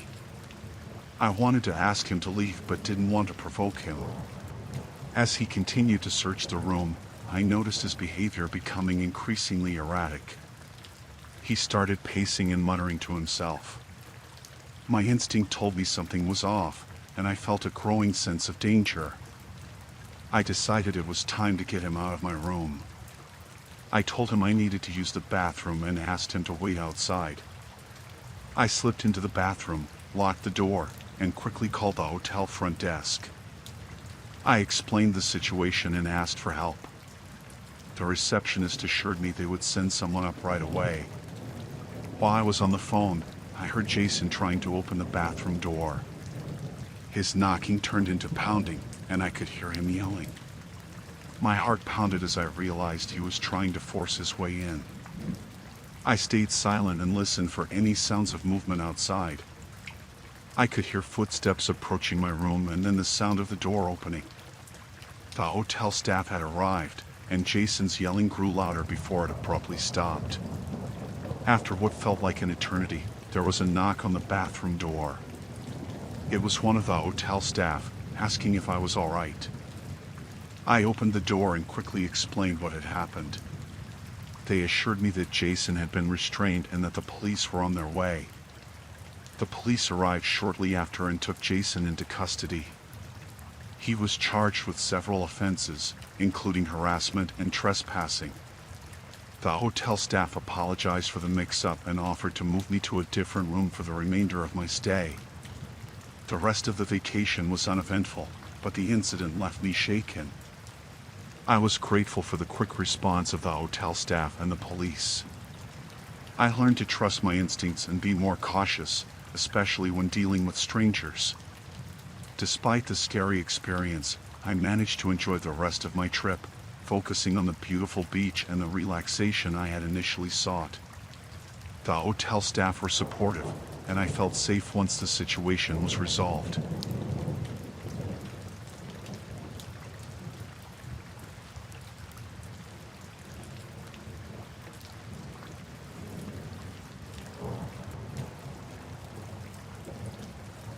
I rented a cabin by a lake to work on my novel. The place was quiet, perfect for writing. It was old, but cozy. The lake shimmered in the sunlight, and the trees around it rustled softly in the breeze. I thought it was just what I needed to get away from the noise of the city. On the second day, I noticed something odd about the cabin. There was a section of the floor in the living room that sounded hollow when I walked over it. Curiosity got the better of me, and I decided to investigate. I moved the rug and saw a trapdoor. It took some effort to pry it open, but I managed. Below was a small, dark room. I used my phone's flashlight to look around. There were old, dusty boxes and a table with a few papers scattered on it. I climbed down and started going through the boxes. Most of them had old clothes and books, but one had photos. They were of a man tied to a chair, bruised and bleeding. My heart started pounding. This wasn't what I expected to find. I went through the papers on the table. They were notes about the man in the photos. They talked about debts and warnings, and how he wouldn't listen. It was clear he had been tortured. I felt sick to my stomach. I wanted to leave, but I heard a noise from above. Someone was in the cabin. I froze, listening. Footsteps moved across the floor, then stopped. I heard voices. They were talking about coming back to check on the place, making sure no one found anything. Panic set in. I had to get out of there, but I couldn't go up now. They would see me. I stayed as quiet as possible, hoping they wouldn't come down. They moved around, checking rooms, talking about the last time they were there. One of them mentioned the guy in the photos. My heart sank. They were the ones who did this. I had to think fast. I saw a small window near the ceiling of the hidden room. It was a tight squeeze, but I could fit. I carefully climbed up and pushed it open, trying not to make any noise. I squeezed through and fell into the bushes outside. I heard one of the men coming closer, so I stayed low and crawled away from the cabin. Once I was far enough, I got up and ran. I didn't know where to go, just away. The woods were thick, and I stumbled a few times, but I kept going. I found a spot to hide and catch my breath. My mind was racing. I needed to get help, but my phone was still in the cabin. I decided to head towards the nearest town. It was a few miles away, but I didn't have a choice. I kept off the main paths, sticking to the trees. I didn't want them to find me. Every noise made me jump. I was scared they were following me. It started getting dark, and I was still in the woods. I found a large tree and hid behind it, trying to stay calm. I waited for a while, listening for any signs of them. It was quiet, but I didn't feel safe. I needed to keep moving. I finally saw lights in the distance. It was the town. Relief washed over me, but I couldn't relax yet. I hurried towards the lights, trying to stay hidden. I reached the edge of the town and saw a gas station. I went inside and asked the clerk to call the police. The police arrived quickly. I told them everything, from the hidden room to the men in the cabin. They took me seriously and sent officers to check it out. They found the cabin and the room, but the men were gone. They said I did the right thing by running. They took me to the station to get my statement. It was late, and I was exhausted, but I was safe. They promised to investigate and keep me updated. I was just glad to be away from that cabin. A few days later, they called. They found the men. They had a history of crime, including the kidnapping and torture of the man in the photos. They were arrested, and I felt a sense of relief knowing they were caught. I went back to the city, deciding I had enough of cabins and lakes for a while. It was a terrifying experience, but I was glad I got out alive. I'm more cautious now, but I still love writing. I just do it from the safety of my apartment.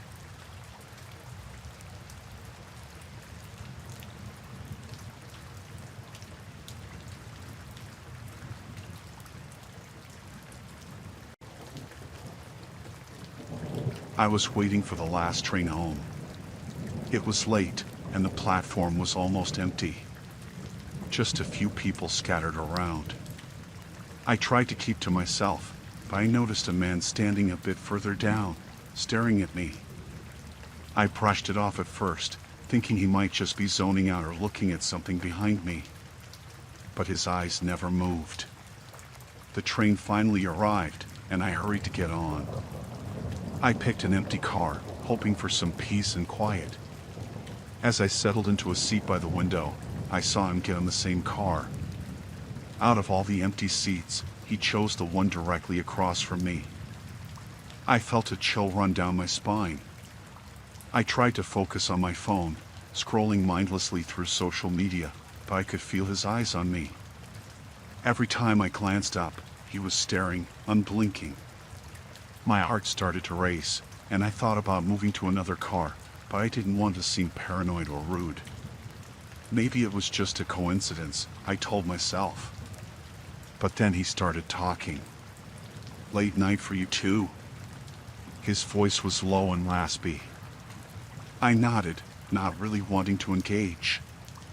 He leaned forward, his eyes never leaving mine. "You shouldn't be out this late. It's not safe for someone like you." I didn't respond. I just stared at my phone, praying he'd get the hint and leave me alone. But he didn't.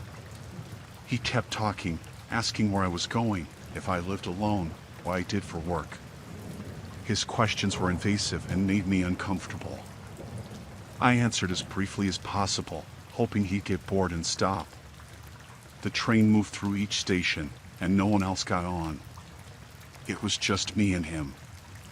I considered getting off at the next stop and waiting for another train, but I didn't want to be stuck on an empty platform with him.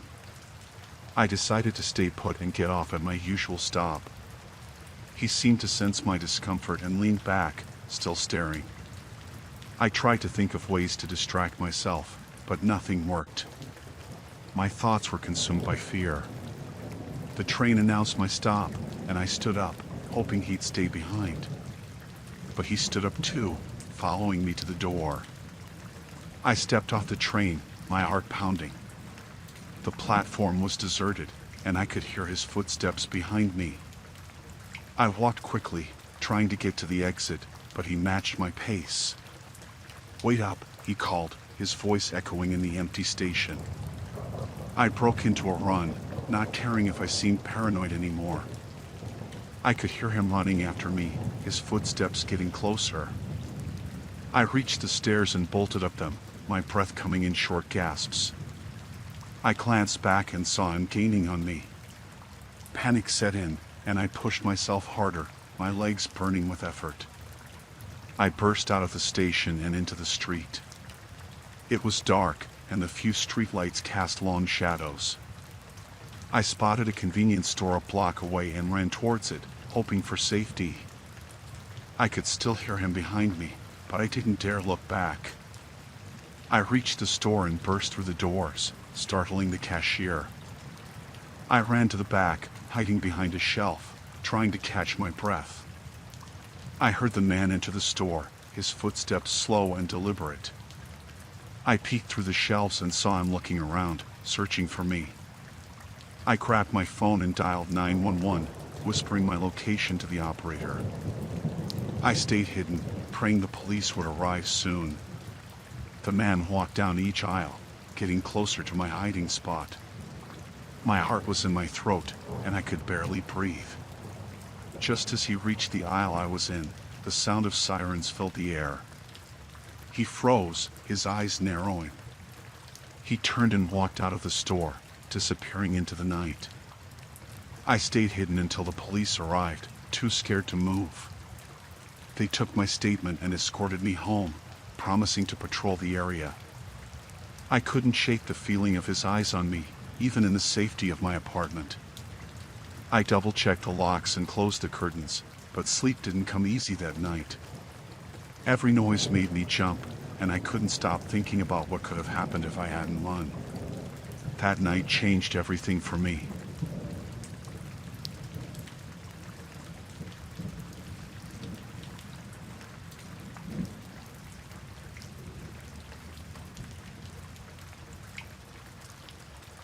I was home alone during summer break. My parents were on a trip, and I had the house to myself. It was late, and I was lying in bed, almost asleep. Suddenly, I heard glass shattering downstairs. My heart raced as I sat up, straining to listen. I thought it might be a dream, but then I heard footsteps. I got out of bed quietly and crept to my bedroom door. I opened it a crack and peeked out into the hallway. It was dark and silent, but I could hear the faint sounds of movement downstairs. I needed to get my phone to call the police, but I had left it in the living room. I cursed myself for being so careless. I tiptoed out of my room and headed for the stairs, careful to avoid the creaky spots on the floor. As I got closer to the stairs, I heard voices. 2 men were talking in hushed tones. They sounded like they were searching for something. I crouched down and peeked through the banister. I could see shadows moving in the living room. I needed to find a way to get to my phone without being seen. I decided to go through the kitchen, which had a door that led to the living room. I slowly made my way downstairs, my heart pounding in my chest. I reached the kitchen and paused, listening. The men were still in the living room, their voices low but urgent. I moved quietly, inching towards the kitchen door. I opened it slowly, hoping it wouldn't creak. I could see the living room now. One of the men was rummaging through drawers, while the other was looking at the shelves. My phone was on the coffee table, just a few feet away from them. I took a deep breath and crawled on the floor, staying as low as possible. I moved slowly, my eyes never leaving the burglars. I was almost at the coffee table when one of them turned around. I froze, my heart stopping. He looked right at me, but he didn't seem to see me. I stayed perfectly still, praying he wouldn't notice. After a moment, he turned back to his search. I reached the coffee table and grabbed my phone. I crawled back to the kitchen, my heart still racing. I made it to the kitchen and closed the door behind me as quietly as I could. I dialed 911, my hands shaking. I whispered to the operator, telling them about the burglars. They said they would send officers right away and told me to stay hidden. I found a spot behind the kitchen counter where I could watch the living room door. I waited, my phone clutched in my hand. The burglars were still searching, oblivious to my presence. Minutes felt like hours as I waited for the police to arrive. I heard one of the burglars say they needed to hurry up. They sounded frustrated, like they weren't finding what they were looking for. Finally, I heard sirens in the distance. The burglars heard them too and panicked. They grabbed a few things and ran towards the back door. I stayed hidden, not daring to move. I heard the back door slam and the sound of footsteps running away. The sirens grew louder, and soon I saw flashing lights outside. The police had arrived. I stayed behind the counter until I heard the police calling out, announcing their presence. I stood up and walked to the front door, my legs shaky. I opened the door and saw 2 officers standing there. They asked if I was okay, and I nodded, feeling a rush of relief. I told them what had happened, and they searched the house to make sure the burglars were gone. They took my statement and said they would investigate. I called my parents and told them what had happened. They were worried but glad I was safe. I spent the rest of the night in a daze, the adrenaline still coursing through my veins. The police never caught the burglars, but they said I did the right thing by staying hidden and calling for help. It was a terrifying experience, and I was just glad it was over.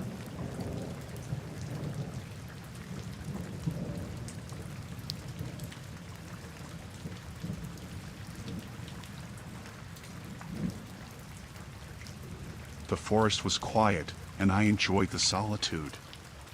After a few hours, I realized I had lost the trail. My phone had no signal, and I began to worry. I tried retracing my steps, but everything looked the same. As the sun began to set, I spotted a cabin hidden among the trees. Relieved, I approached it, hoping to find help. I knocked on the door, but there was no answer. The place looked abandoned, but the door was unlocked. I decided to go inside. The cabin was dark and smelled musty. There was old furniture covered in dust and cobwebs. I called out, but there was no response. I found a flashlight on a table and turned it on. The beam of light revealed more of the cabin, and I noticed strange things. There were maps and photos pinned to the walls. The photos showed people who looked scared or hurt. My stomach churned. I went into another room and found a table with tools that looked like they were used for torture. My heart raced, and I felt sick. I knew I had to leave, but I heard footsteps outside. Panic set in. I turned off the flashlight and hid behind a large cabinet. The door creaked open, and I heard voices. 2 men entered, talking in low, angry tones. They mentioned someone escaping and needing to find them. I stayed as still as I could, trying to control my breathing.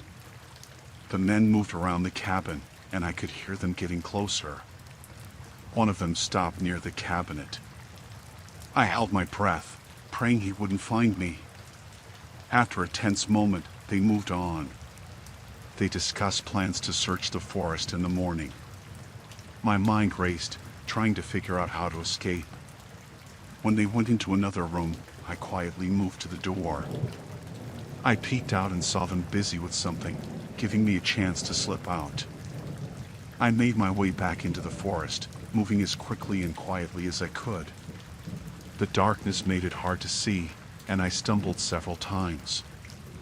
I kept going, fearing they would discover I was gone and come after me. The forest seemed endless. I heard rustling behind me and froze. The men were looking for me with flashlights. I ducked behind a tree, hoping they wouldn't see me. They passed by, their lights cutting through the darkness. I waited until they were far enough away before moving again. Hours passed, and I felt exhausted. My legs were sore, and my throat was dry. I didn't know if I was going in the right direction, but I kept moving. The sky began to lighten as dawn approached, giving me a bit more visibility. I found a stream and drank some water, trying to gather my strength. I heard voices again and knew the men were still searching. I followed the stream, hoping it would lead me to safety. The sound of water helped mask my footsteps. Eventually, I saw it clearing up ahead. My heart lifted with hope. As I got closer, I saw a road. Relief washed over me. I climbed up to the road and looked around. There was no sign of the men. I started walking, hoping to find help soon. After what felt like hours, I saw a car approaching. I waved frantically, and it stopped. The driver looked concerned and asked if I was okay. I told him everything in a rush, and he offered to take me to the nearest town. I gratefully accepted. We arrived at the town, and I went straight to the police. I told them about the cabin and the men. They took my statement and said they would investigate. I felt a mix of relief and fear, hoping the men would be caught.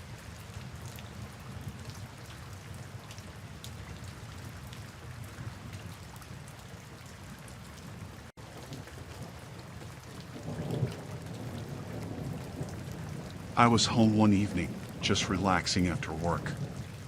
My phone buzzed, and I picked it up, expecting a message from a friend or some random notification. Instead, there was a text from an unknown number. It said, "Nice book you're reading." I glanced around, feeling a bit uneasy, but then brushed it off as a weird prank. I didn't think much of it and went back to my book. The next day, I got another text from the same number. This time it said, "Red really suits you." I was wearing a red dress. My heart started pounding. I walked over to the window, looked outside, and saw nothing unusual. I felt a chill run down my spine. I tried to convince myself it was just a coincidence. That evening, I got another text. Dinner looks delicious. I was making pasta. I dropped the spoon and looked around my apartment, my hands shaking. It felt like someone was in the room with me, watching every move I made. I checked all the windows and doors, making sure they were locked. The texts kept coming, describing everything I did. You should get some rest. I was heading to bed. Nice pajamas. I was wearing my favorite PJs. I felt trapped in my own home, like there was no escape from whoever was watching me. I couldn't see any cameras or signs of someone being inside, but I felt their eyes on me all the time. I called my friend Jenny and told her what was happening. She was worried and offered to come over, but I told her I would be fine. I didn't want to drag anyone else into this mess. I decided to try and figure it out on my own. I stayed up all night, trying to find any clues, but there was nothing. Just more texts. The next day, I went to the police. They took my report but said there wasn't much they could do without more evidence. They told me to stay safe and contact them if anything escalated. I felt helpless and frustrated. The text continued, getting more personal and detailed. You look tired. I hadn't slept in days. That's a beautiful necklace. I was wearing a necklace my mom gave me. You can't hide from me. I was curled up in the corner of my bedroom, feeling more terrified than ever. I decided to take matters into my own hands. I started looking around my apartment again, more carefully this time. I checked behind picture frames, under furniture, and inside every little nook and cranny. Finally, I found a small camera hidden inside a vent in the living room. It was positioned to see almost the entire apartment. I felt sick to my stomach. I took the camera to the police, hoping they could trace it back to whoever was behind this. They said they would investigate, but it would take time. Meanwhile, the texts kept coming. Nice find. The stalker knew I found the camera. I felt more vulnerable than ever. I decided to stay at a hotel for a few nights, hoping to get away from the constant surveillance. But the texts followed me there too. Room 302, nice choice. My blood ran cold. I was no longer safe anywhere. I called Jenny again, and she insisted on staying with me. We both felt safer together, but the texts kept coming, describing everything we did. Having a friend over, I see. We tried to block the number, but new ones kept appearing. Desperate, we started searching online for any information that could help us. We found stories of other people experiencing similar things, but no clear solutions. We felt lost and scared. The texts became more threatening. You can't escape. I'm always watching. One night, while Jenny and I were talking, I got a text saying, "Look outside." We hesitated, but then peeked through the curtains. A figure was standing across the street, staring at my apartment. I couldn't make out their face, but I knew it was the stalker. We called the police again, but by the time they arrived, the figure was gone. Feeling completely trapped, we decided to stay with Jenny's brother, who lived out of town. We hoped the distance would help. For a few days, it was quiet. No texts, no signs of being watched. I started to relax, thinking it might finally be over. Then, one evening, a text came through. Nice place. The stalker had found us again. I felt like breaking down, but Jenny's brother, Mark, was determined to help. He had a background in security and promised to keep us safe. He set up cameras around his house and made sure all the doors and windows were secure. We stayed vigilant, waiting for any sign of the stalker. One night, we heard a noise outside. Mark checked the cameras and saw a figure trying to tamper with one of them. He called the police and went outside with a baseball bat to confront them. The stalker ran off before Mark could get a good look, but the police arrived quickly and started a search. They found a car parked a few blocks away with equipment inside for surveillance. The car was traced back to a man who had a history of stalking and harassment. He was arrested, and we finally felt a sense of relief. The police told us it would take time to gather enough evidence for a conviction, but at least he was off the streets for now. I moved to a new apartment with better security and kept in close contact with Jenny and Mark. The texts stopped, and I started to feel safe again. It took time to rebuild my sense of security, but I knew I had strong people around me to help.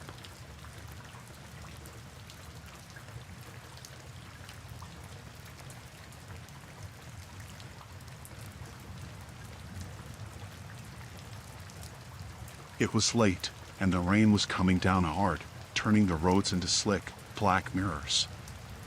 I had stayed late at the office, trying to finish a project that was due the next day. When I finally got out, the parking lot was nearly empty. I climbed into my car, exhausted, and started the drive home. The rain was relentless, the kind that makes it hard to see even with the wipers on full blast. I took it slow, barely able to make out the lines on the road. As I drove through the quiet streets, I noticed a pair of headlights in my rearview mirror. At first, I didn't think much of it. Just another car up late like me, I figured. But then, the car got closer. Much closer. I could see the outline of the vehicle in my mirror, the headlights almost blinding. I changed lanes, hoping they would pass, but they followed. My heart started to race. Maybe it was just a coincidence, I thought, trying to calm myself. I took a right turn onto a side street, thinking they would keep going straight. They didn't. They turned with me. My grip tightened on the steering wheel. I tried to shake them off, making a series of random turns, but they matched each one. The car got even closer, almost bumper to bumper. The driver flashed their eye beams, making it impossible to see. Panic set in. I sped up, my tires skidding on the wet pavement. They did the same, their car swerving dangerously close to mine. I needed to find a safe place to pull over and call for help. I scanned the streets for any sign of life, but it was late, and the rain had driven everyone inside. The streets were deserted. I thought about pulling into a gas station, but there weren't any around. My mind raced through options, trying to come up with a plan. I saw a sign for the highway up ahead and decided to take it. Maybe I could lose them with the higher speed and more traffic. I floored it, the engine roaring as I merged onto the highway. The other car stayed right behind me, now swerving side to side, trying to push me off the road. My hands were shaking, and I struggled to keep control of the car. The rain was so heavy, it was like driving through a waterfall. I prayed for a police car, any sign of help. Nothing. The highway was as empty as the streets had been. The car behind me rammed into my bumper, sending a jolt through my body. I fought to keep the car steady. Another hit. I could hear the crunch of metal. I had to do something. I couldn't keep going like this. Up ahead, I saw an exit sign. It led to a more populated area. I decided to take it, hoping the streetlights and buildings would provide some safety. I took the exit at high speed, the tires screeching as I turned. The other car followed, still trying to ram me off the road. I sped through the streets, looking for any place that was open. I saw a 24-hour diner up ahead, its neon sign flickering in the rain. I aimed for it, praying the other car wouldn't follow me inside. I pulled into the parking lot, my tires sliding on the wet pavement. I jumped out of the car and ran for the door. The diner was nearly empty, just a couple of people inside. The waitress looked up, startled, as I burst through the door, drenched and panting. "Call the police," I shouted, my voice cracking with fear.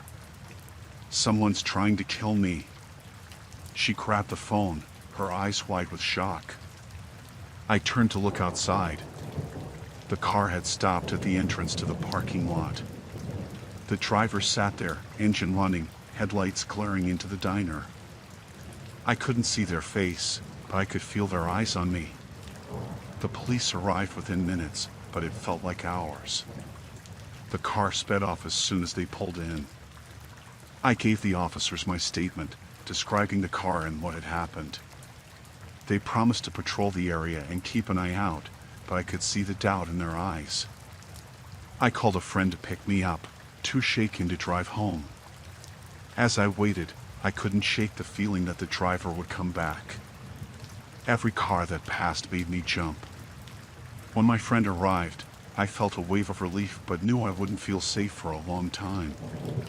The police never found the car or the driver. I changed my routes, always looking over my shoulder, always on edge.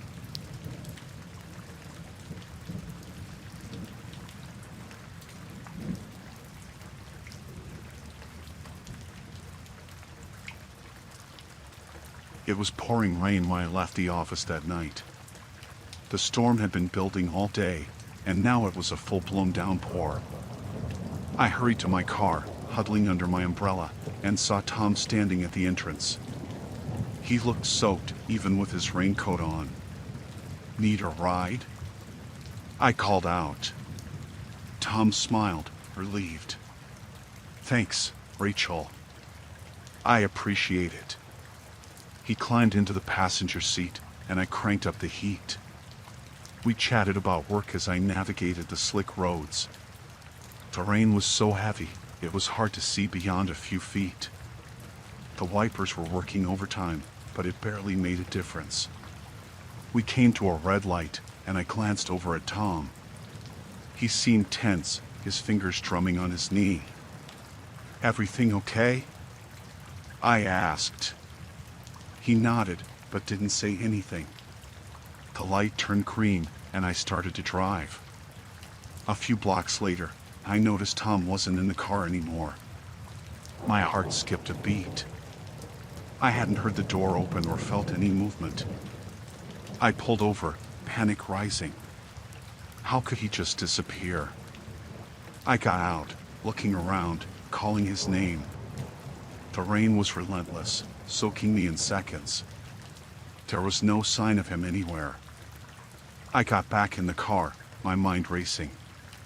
Did he jump out? Why didn't I hear anything?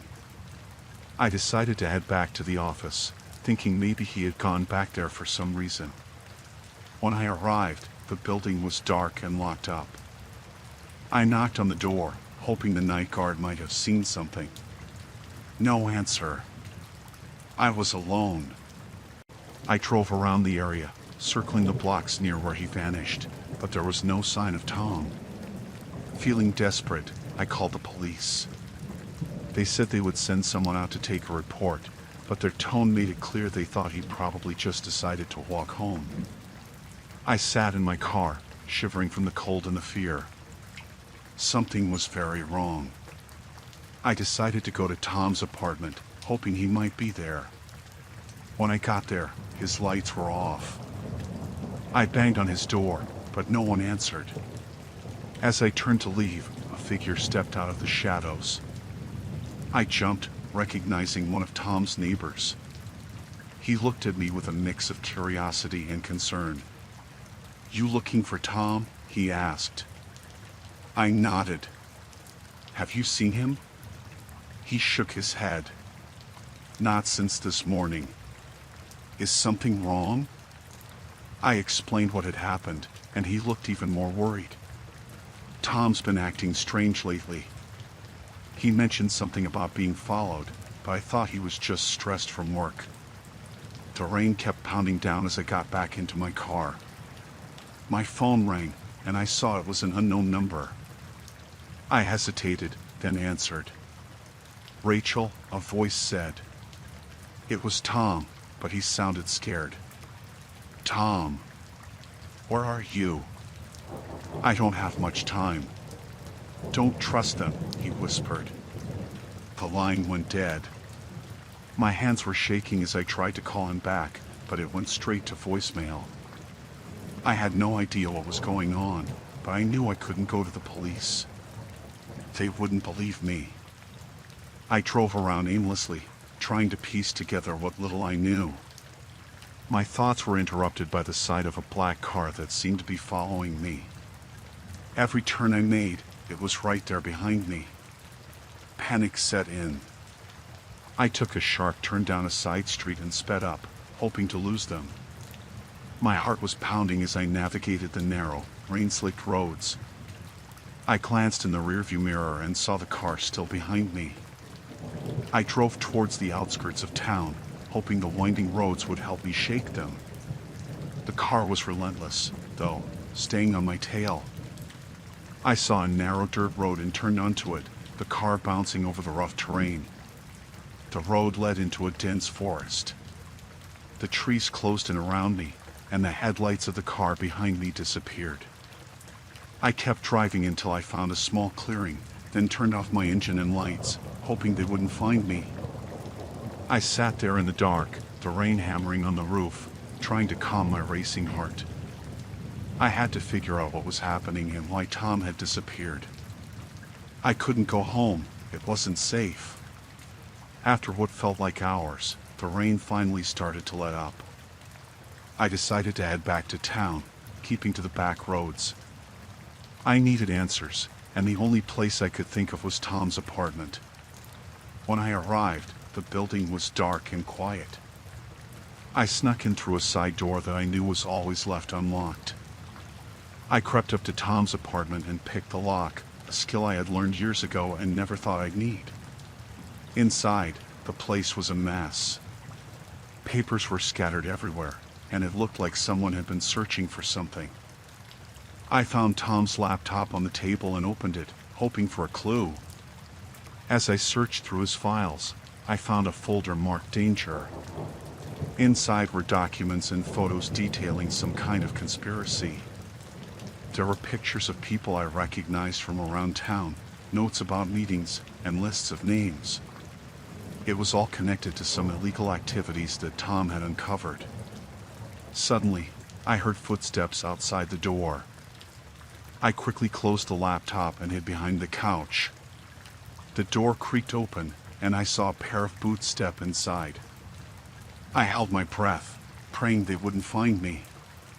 The person moved around the apartment, searching through the mess. After what felt like an eternity, they left, and I heard the door lock behind them. I waited a few minutes before coming out of my hiding spot. I grabbed Tom's laptop and slipped out of the apartment, heading back to my car. I needed to find a safe place to go through the files and figure out who I could trust. I drove to a nearby motel and checked in under a fake name. In the safety of my room, I opened the laptop again and went through everything. It was clear that Tom had stumbled onto something big, and now we were both targets. I knew I had to get this information to someone who could help, but I had to be careful. I spent the rest of the night making copies of the files and sending them to trusted contacts, hoping they would take it seriously. As dawn approached, I felt a little safer. The storm had passed, but I knew the danger wasn't over. I had to stay hidden until I could be sure the information was out and Tom was safe. The next few days were a blur of paranoia and fear. I moved from place to place, never staying in one spot for too long. I heard from one of my contacts that the information had been leaked to the press, and the authorities were investigating. Finally, I got a call from Tom. He was safe, hiding out in a different city. He thanked me for helping him, and we agreed to lay low until things blew over. It took months for the dust to settle, but eventually, the people behind the conspiracy were arrested, and things started to go back to normal. I never saw Tom again, but we kept in touch through encrypted messages. That rainy night changed everything. I learned to be more cautious, to trust my instincts, and to always be aware of my surroundings.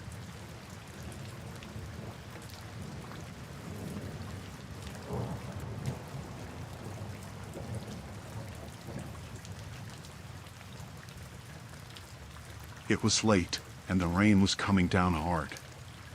I could barely see the road through my windshield. My gas gauge was almost on empty, so I pulled into the first gas station I saw. It was nearly deserted, just one other car parked under the awning. The station looked old and run down, but it was my only option. I got out of my car and ran to the door, trying to avoid getting too wet. The inside was dimly lit, and the smell of old coffee hung in the air. The attendant was an older man, maybe in his late 50s, with a friendly smile that didn't quite reach his eyes. He greeted me as I came in. "Rough night, huh?" he said, his voice gravelly. "Yeah, just need some gas," I replied, trying to be polite but not really wanting to engage in conversation. "Sure thing. Pumps on. Pay when you're done." I nodded and headed back out to fill up my car. The rain was relentless, soaking me in seconds. I hurried back inside once the tank was full. I handed the man a 20 and waited for my change. As he fiddled with the cash register, I glanced around. The place was cluttered with old magazines, dusty shelves, and a faint hum of fluorescent lights. It gave me an uneasy feeling. Then, I heard the sound of a lock clicking. I looked over and saw the attendant turning the key in the front door. My stomach dropped. "What are you doing?"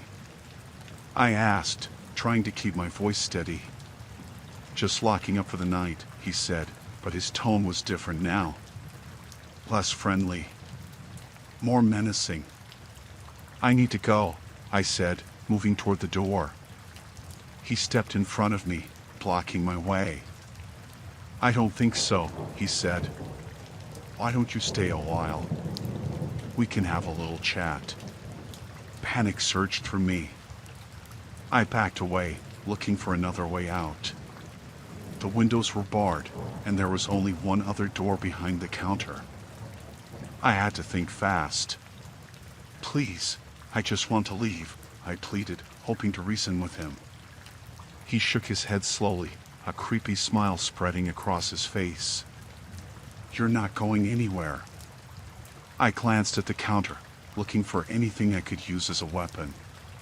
There was a metal coffee pot within reach. I grabbed it and swung it at him. It hit his arm, and he stumbled back, cursing. I took my chance and bolted for the door behind the counter. I pushed through and found myself in a small storage room. Boxes were piled high, and there was a faint smell of mildew. I frantically searched for another exit, but there was none. Footsteps approached, and I knew I didn't have much time. I spotted a metal shelf and shoved it against the door, hoping it would buy me some time. The door rattled as he tried to push it open. I could hear him shouting, but I couldn't make out the words. My heart was pounding in my chest. I had to find a way out. I spotted a small window high up on the wall. It was my only chance. I climbed onto a stack of boxes and pushed at the window. It was stuck, but I used all my strength to force it open. The gap was small, but I managed to squeeze through. I dropped to the ground outside, the rain still pouring down. I didn't stop to catch my breath. I ran to my car, fumbling with my keys. My hands were shaking so badly I could barely get the key in the lock. I finally got the door open and jumped inside, locking the doors behind me.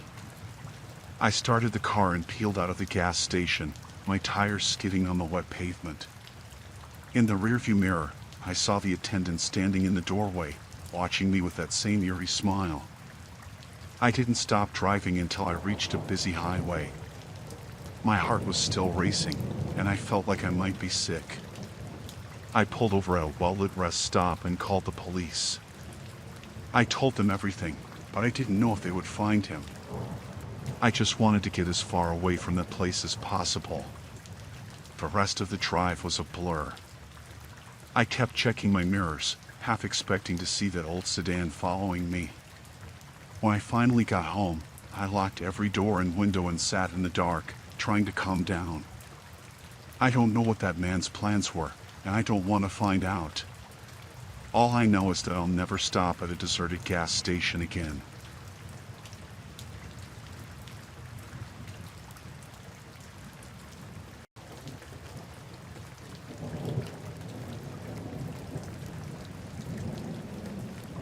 I reconnected with an old friend from high school named Steve.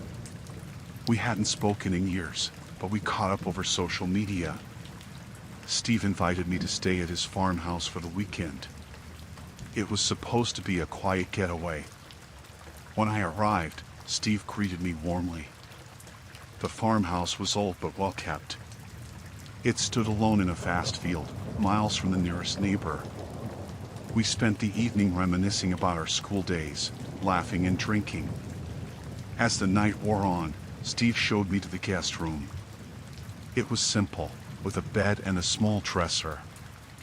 I felt uneasy, but I couldn't place why. Maybe it was the isolation, or maybe just the years apart that made things feel different. I went to bed, but I couldn't sleep. The house was too quiet, and every little creak made me jump. Around midnight, I heard voices coming from downstairs. Curious, I got out of bed and crept towards the door. The voices were clearer now. Steve was talking to someone else, someone I hadn't seen. I opened the door a crack and listened. They were discussing something serious, their tones low and urgent. "You can't let him leave," the other voice said. "He knows too much now." I felt a chill run down my spine. Who were they talking about? I stayed still, trying to hear more. "We'll take care of it in the morning," Steve replied. "Make sure he doesn't suspect anything tonight." My heart pounded. They were talking about me. I had to get out of there. I closed the door quietly and looked around the room for my things. I grabbed my backpack and shoes, moving as silently as I could. I remembered the car keys were downstairs, in the living room. I would have to go down there, past Steve and the other man. I took a deep breath and opened the door again, slipping into the hallway. The stairs creaked under my weight, but the voices in the kitchen masked the sound. I made it to the living room and spotted my keys on the coffee table. I picked them up, my hand trembling. I heard a chair scrape against the floor. They were moving. I had to hurry. I headed for the front door, but it was locked. The key was in the kitchen, where Steve and the other man were. I couldn't risk it. I needed another way out. I remembered the back door in the kitchen. Maybe there was a way to distract them. I looked around and saw the old phone on the wall. I picked it up and dialed 911, but I didn't say anything. I hoped the open line would bring help. I hung up and moved towards the kitchen. The door was slightly ajar, and I could see Steve and the other man standing by the table. I had to create a distraction. I picked up a vase from the table and threw it against the wall. The crash was loud, and the men turned towards the noise. I ducked into the shadows as they walked towards the living room, looking for the source. I slipped into the kitchen and headed for the back door. It was unlocked. I opened it slowly and stepped outside, into the cool night air. I could hear the men searching the living room, their voices angry. I ran towards the barn, hoping to hide there until I could figure out my next move. The barn was dark and smelled of hay. I found a spot behind some old equipment and crouched down, trying to calm my breathing. I listened for any sounds of pursuit, but all I could hear was my own heartbeat. I stayed there for what felt like hours, though it was probably only minutes. I heard the sound of a car engine starting, and I peeked out of the barn. The headlights of Steve's truck were on, and he was backing out of the driveway. He was leaving. I had to move quickly. I ran back to the house and grabbed my backpack from the living room. The front door was still locked, but I found a window that was slightly open.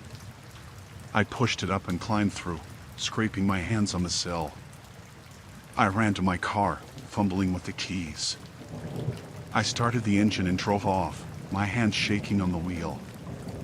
I didn't stop until I reached the nearest town. I parked at a gas station and called the police, telling them everything. They took my statement and promised to investigate. They found the farmhouse empty. Steve and the other man were gone, and there was no sign of them. I never heard from Steve again, and I never went back to that farmhouse.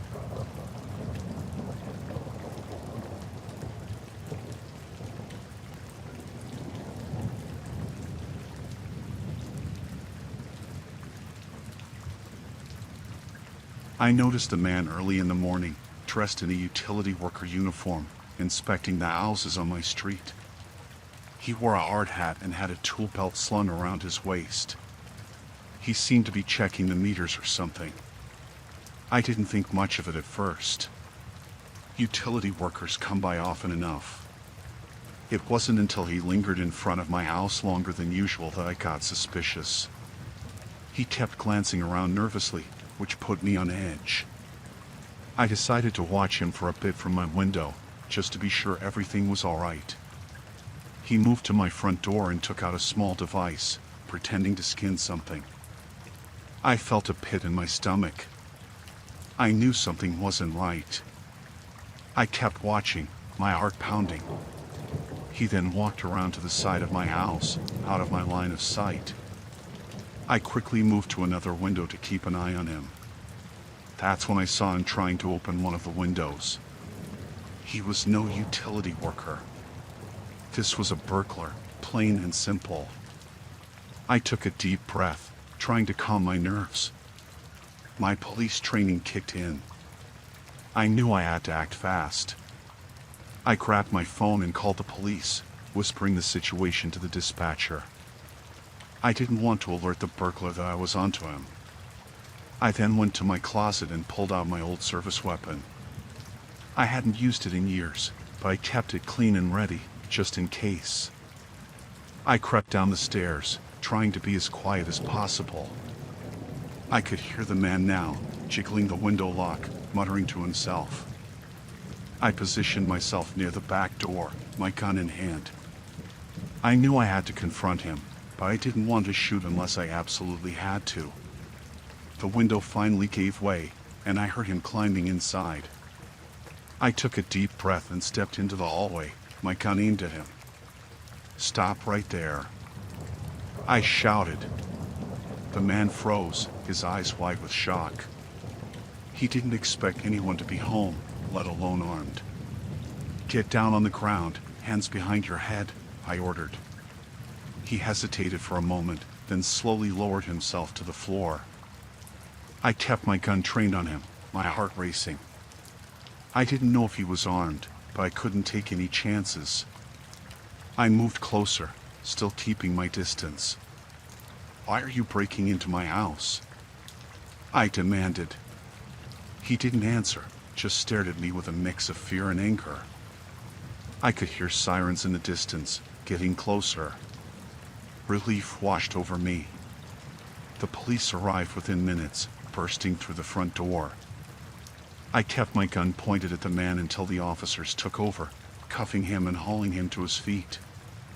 I finally lowered my weapon, my hands shaking. One of the officers, a young woman, came over to me. "Are you all right, sir?" she asked. I nodded, still trying to catch my breath. "I'm fine, just a bit shaken up," I replied. She took my statement while her colleagues searched the man and the rest of the house. They found burglary tools in his pockets and a knife.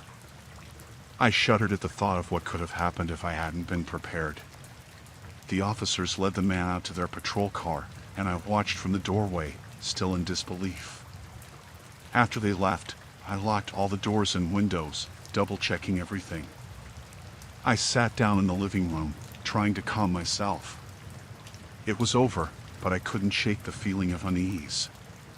Someone had tried to invade my home, my sanctuary. I called my wife, who was out of town visiting family. I told her what happened, trying to sound calm, but I could hear the fear in my voice. She was shocked and worried, but I assured her I was okay. That night, I couldn't sleep. Every noise made me jump, every creak of the house set my heart racing. I kept my gun close, just in case.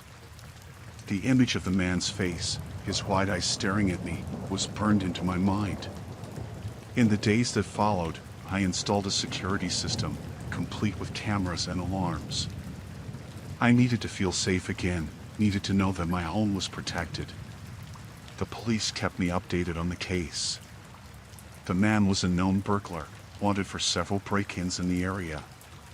It took a while, but I eventually started to feel normal again. I went back to my routine, though I was always more cautious, always more aware of my surroundings. The experience had changed me, made me realize how vulnerable we all are. I was grateful for my training, for the skills that allowed me to protect my home.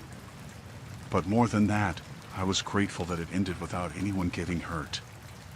It was a terrifying reminder of how quickly things can go wrong, but also of the strength we find in ourselves when we need it most.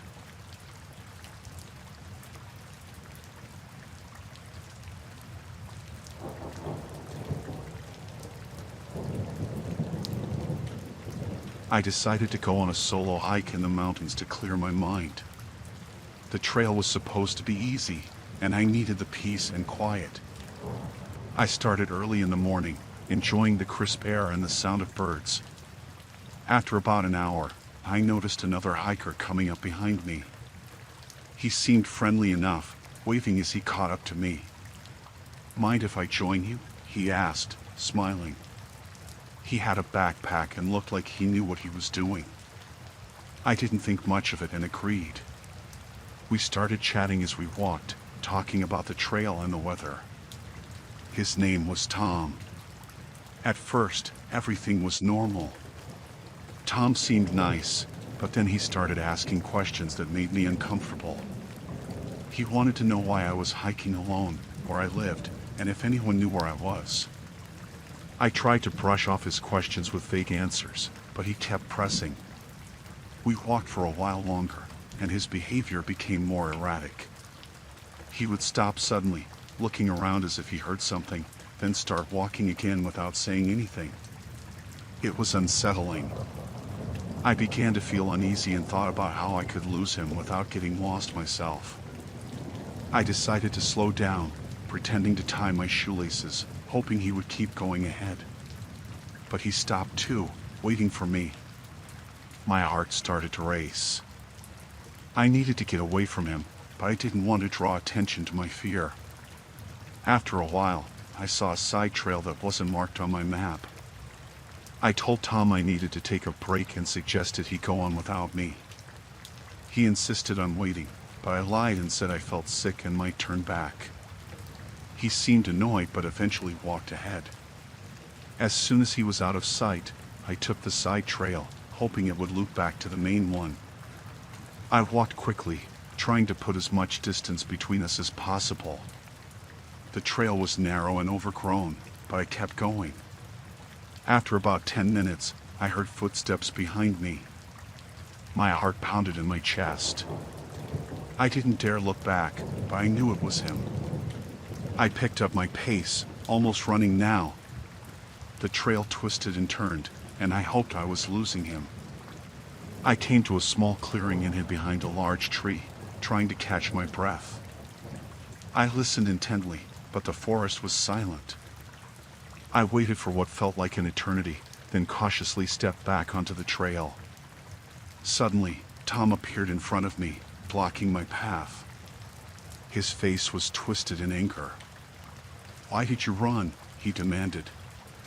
I stammered, trying to come up with an excuse, but he cut me off. "You shouldn't have done that," he said, stepping closer. I panicked and ran in the opposite direction, not caring where the trail led. I could hear him chasing me, his footsteps getting closer. I spotted a fallen tree and scrambled over it, hoping it would slow him down. I stumbled upon another hiker, a woman with a large dog. I rushed her, gasping for breath, and told her what was happening. She immediately called her dog to her side and shouted for Tom to back off. Tom stopped, glaring at us, then slowly backed away and disappeared into the trees. The woman introduced herself as Lisa and offered to walk with me back to the main trail. Her dog stayed close, and I felt a bit safer. We made our way back, and I kept looking over my shoulder, expecting Tom to reappear. When we finally reached the main trail, Lisa suggested we head to the ranger station together. I agreed, still shaken. We reported what happened, and the rangers promised to look for Tom. They told me I did the right thing by finding someone else and getting help.